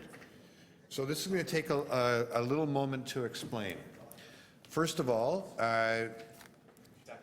can I once again begin by thanking the Premier for destroying our ability to do business in a coherent and carefully planned way here at Toronto East York Community Council. This whole process is a leftover from last term when the boundaries of Toronto East York Community Council were quite different. So, for example, several of the streets mentioned by the deputy we just heard were not even within the Toronto East York Community Council at the time. But thanks to the Premier Ford, all of that got changed. So we found ourselves in a position where we had consulted with some communities and not others. So my colleagues and I have been out busily trying to figure out what's the right approach in each neighborhood, and we're most of the way there. I know Councillor Bradford had a recent community meeting. Councillor Matlow's had community meetings. I know that the other councillors have been talking with people on certain streets. I had a meeting last week and discovered that an awful lot of people didn't actually understand how permit parking worked. So in some of the streets that the previous deputy mentioned, people had the idea that if we put in permit parking, it meant that everybody in the ward could park on their street. And that's absolutely not the case. You can draw whatever boundaries you want, so you can pick a little group of streets that maybe have only a single entrance off of the main street and make them into their own district. We have a lot of flexibility here. So we've been working with the community to come to a clearer understanding of how we can create benefits without creating harms, and how we can clean up a lot of existing messes. I'm aware of streets where one street in a neighborhood has permit parking and a waiting list, and the streets around it have no permit parking, so that there's a real inequity and injustice there. So I think that what we've moved here, based on what staff have told me each of us have done in our wards, allows us to go to the next step, bring forward a little bit more detail, and maybe finalize those conversations in the community. So that's what I am proposing. I understand Councillor Matlow has another motion as well. I'll take any questions. No? Okay. So staff are writing up my motion, but I can just tell you, in essence, it will be to exempt the streets in Ward 12 in Toronto St. Paul's from any blanket permit parking policy that may or may not come forward in October. If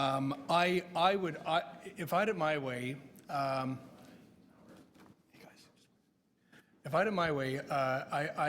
I wouldn't have wanted to see this move forward even as far as it had. I think this has been, Councillor Cressy earlier talked about how hard it is for, for those of us now with 110,000 people in our wards, challenges from the policy and legislative side coming at us all the time, street-by-street controversies and issues that we need to be digging into all the time. 3 or 4 meetings a night, weekends working all the time. Those of us who are active, and I think everyone in Toronto East York certainly fulfills that category. To deliberately go and look for, like something that has not, like, it wasn't a controversy until we created a controversy. To go and start this up right now, I don't even get the wisdom of that, the political strategy of that, never mind even the whether or not this is right or wrong, and I fundamentally believe it's wrong. We have currently, the status quo is that we have a democratic system of polling the street and an understanding as local councillors what the will of the community is. And the street is an opportunity to tell us how they feel about a policy or regulatory change to their street, as it should be. But let's talk about this process before Doug Ford screwed everything up. Before Doug Ford. So we were not given a mandate. We went out for a consultation, and there was a very low attendance. So with all the 4 public meetings, 35 people showed up. 35 people showed up. How could one even pretend that there's a mandate to move forward with that?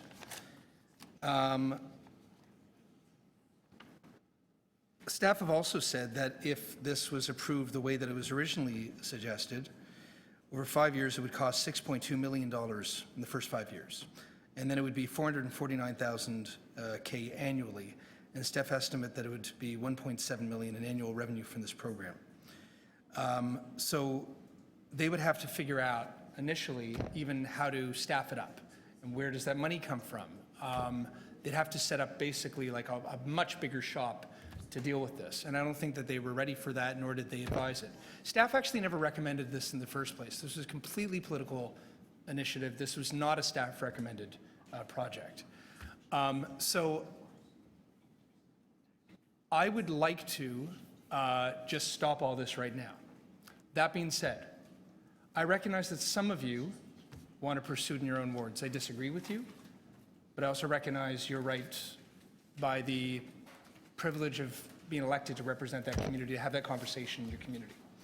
So, but for me to support the omnibus motion that Chair Perks has moved, I would need that assurance of my amendment to be, what this would do, by the way, would be, my amendment would be an amendment to Councillor Perks' amendment, right?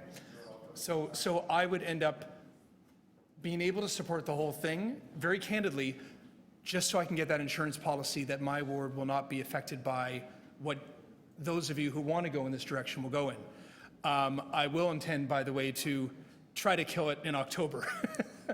But I'm just, my head's, I fundamentally disagree with the direction that some of you want to go in. But I certainly want to omit my word from it. That is not the will of our community, and they do, and I nor I believe you have a mandate to move forward in the direction that we've been going.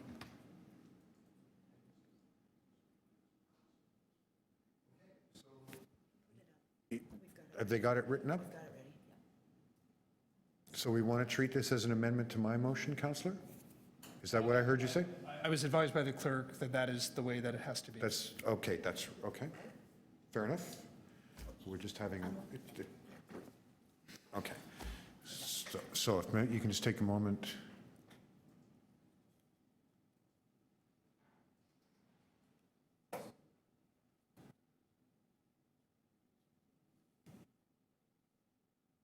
So just to make sure I understand, Councillor, the previous process where polling can still happen can happen.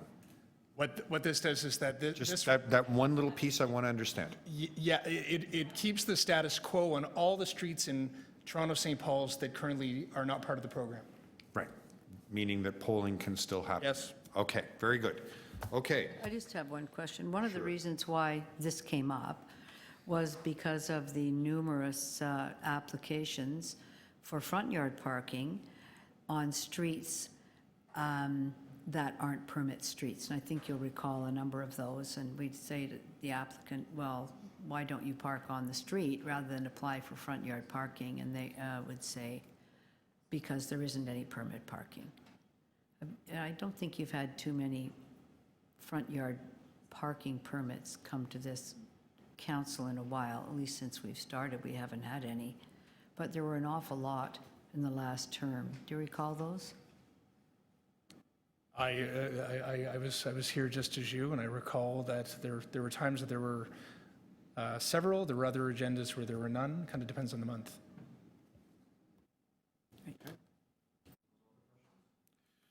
Any other members to speak?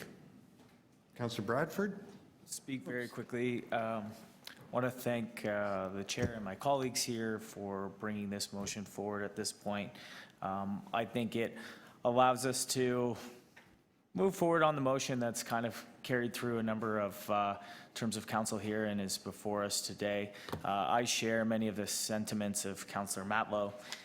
We had a community meeting on June 20th in East York, which is largely the area of my ward that would be impacted by this. And feedback was mixed for sure. There were descriptions. Some residents talked about how, they live near East York Memorial, Michael Garron Hospital, and they can't get street parking because there's so many people that are parking around the hospital, and that makes them very challenging for them, but it's also been difficult to pull into the process. So they, in particular, have challenges. But by and large, I appreciate Councillor Perks' comments about how we got here with the new ward boundaries, because there's neighborhoods and geographies, Parkview Hills, Topham Park, that have much more in common with neighborhoods to the east of Victoria Park than they do to parts of the downtown. And I think we have a democratic process for permit parking, and you can pull in and you can go through that process, and that's always been the option. And so what I'm hearing from residents is there's a lot of areas that don't want to change that process. The motion here will allow us for areas that have an existing permit parking area, but streets that are outside of that process, we're going to explore the opportunity for them to be pulled in, which is the process that exists today, but just to help them with that process if they want to, and then they can democratically decide themselves. So again, want to thank the committee for, working together, recognizing that in each of our wards, it's a different context, and that the local councillors should work with their community to bring something forward that makes sense in that context. So, thanks very much. Thank you. Councillor Fletcher. Yes, just want to thank the chair for spending the amount of time that you have on this kind of navigating through what is always a minefield. I personally just wish we'd dealt with this last term. That is my fervent wish, that we hadn't been talked out of just moving forward with it. And I'll recall, as you do, Councillor Bradford, that there are people living around all that construction at Michael Garron Hospital that don't have permit parking, so even they just feeling the crunch, and they've lost the lot parking, which they had access to at the hospital reconstruction. So this can't come fast enough for me in order to get some, open up the valve so they can move further north. And I've just had a lot of situations here in the new area of my ward where we've dealt with not permit parking, front yard parking appeals. We've dealt with appeals where someone has said, I just don't have the ability to park on my street. And the only way you could get the ability to park on your street would be if that street would go forward with this polling.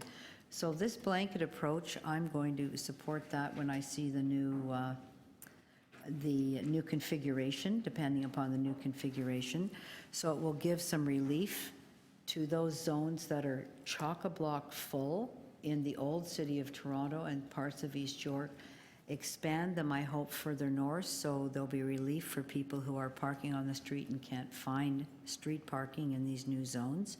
We'll get some relief for people around the hospital, and we won't have all these front yard parking appeals from people that can't get a spot because there is no street parking, and I'm particularly speaking about East York. The other thing is I've spoken to people who say, we don't want street parking, we don't want permit parking, and I've said, well, what do you do when somebody comes from out of town? Well, they park on the street. Nobody gets a ticket, by the way. The honey hole for tickets is when you're out there parking without a permit, and that's every part of the wards that have permit parking. They are targeted. That's the only place parking enforcement go. They don't troll around in areas that don't have permit parking. Yet residents are parking on the street, and it's patently unfair that the streets, if you're paying to park in zones, or it's just unfair that there's different treatment for different streets and different neighborhoods.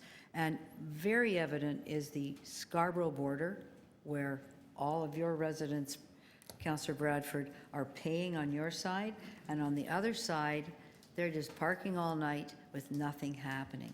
So this actually upsets, obviously, many residents who are bordering a non-permit parking area where they're watching people park, and they're paying and others aren't.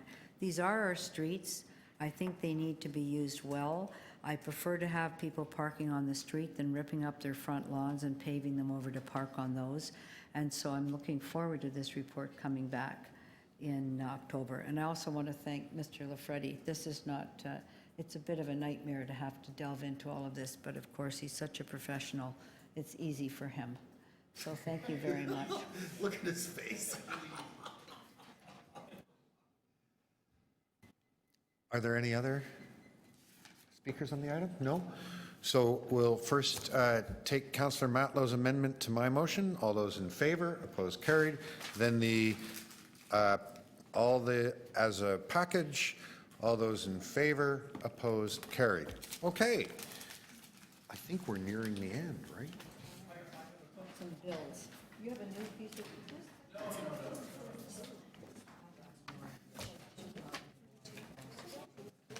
This is the list. Yeah, this one was still.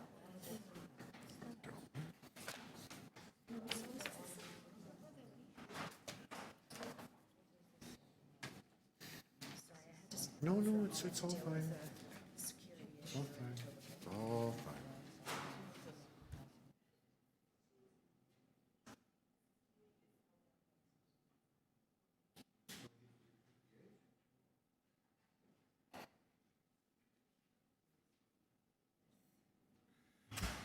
So, item TE 7.58, 573 King Street East zoning amendment application preliminary report. Councillor Wong Tam, you held that.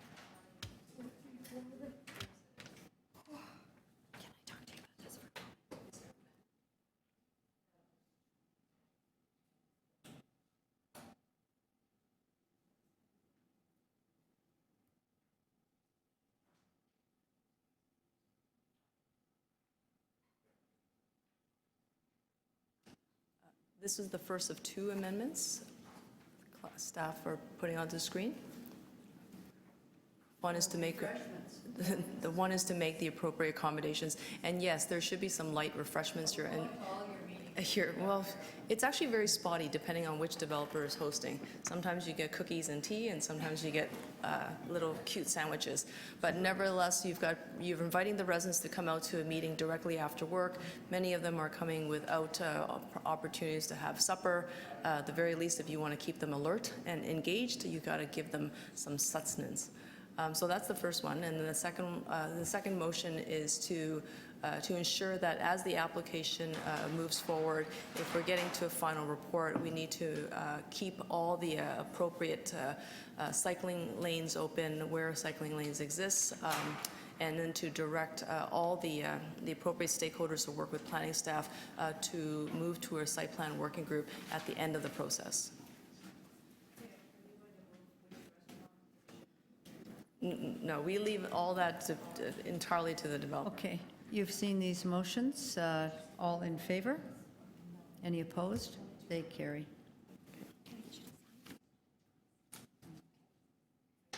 Next order of business.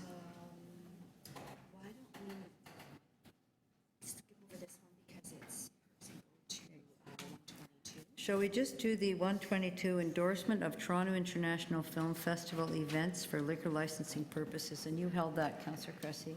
Yeah, I have an amendment, if it can be put on the screen. And I understand Councillor Matlow also has an amendment to that, and with those two, we're good to go. So I have mine, and then I can go over to Josh. And then we're good. My amendment to the amendment is to add Castle to what we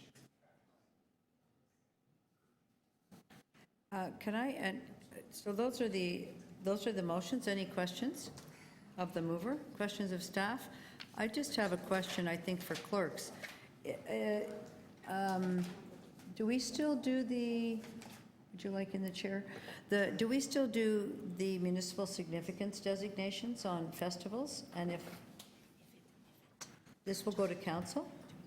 Yes? You can answer it.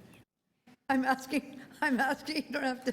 If an event falls outside of the delegated authority of the city clerk, we can still bring it to community council for the municipal significance designation, and then it has to, if there's a 4 a.m. extension or an extension of premises, it then also has to go to city council. So it depends on the letter that they're seeking. Okay.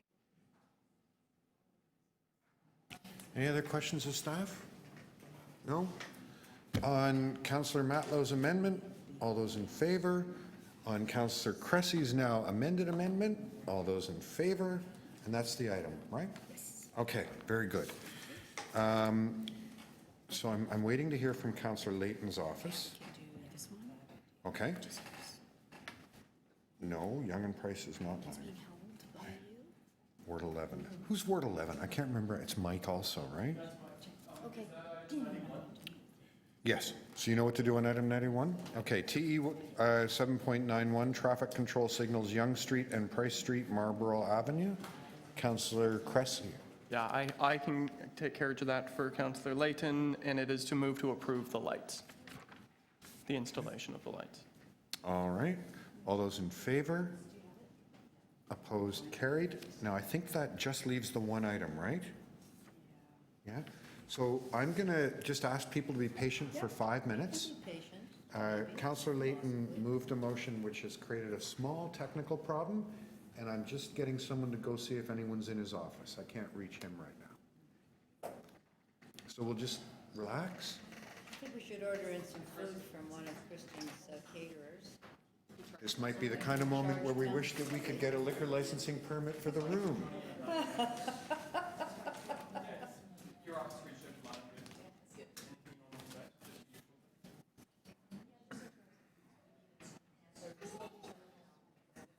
So can I see what it, okay, maybe there's another way.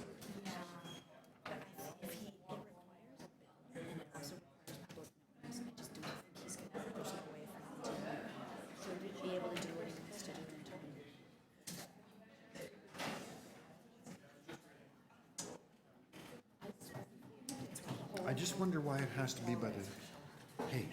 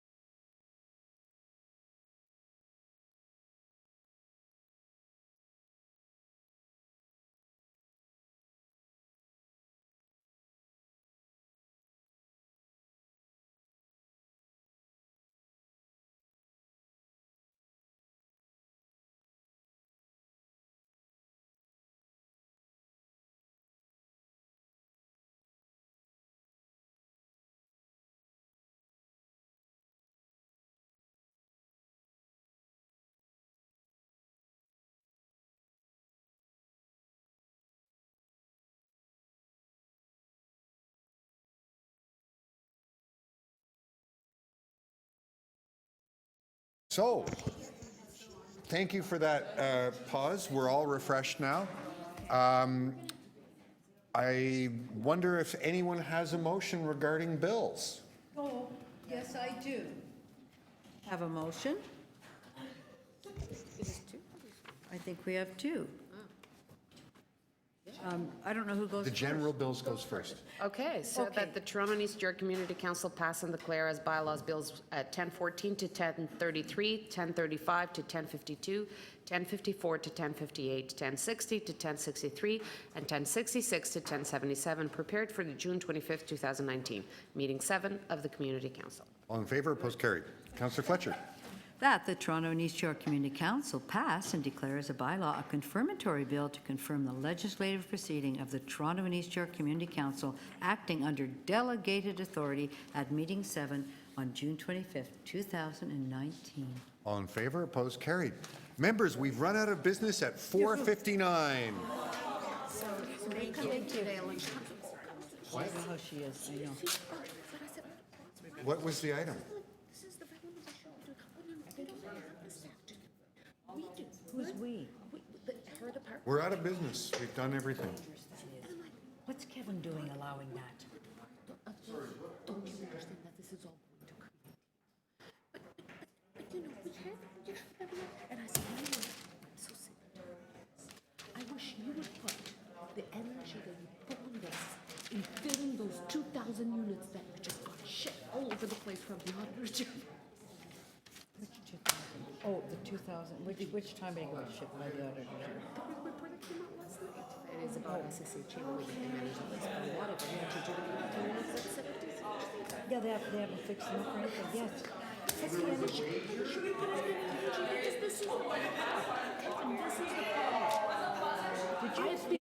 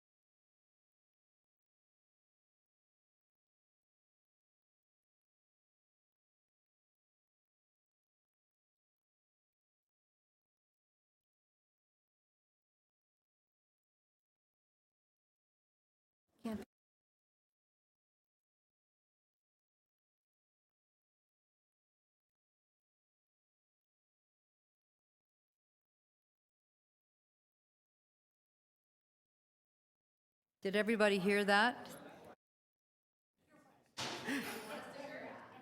I'm telling secrets on the microphone now. Get ready.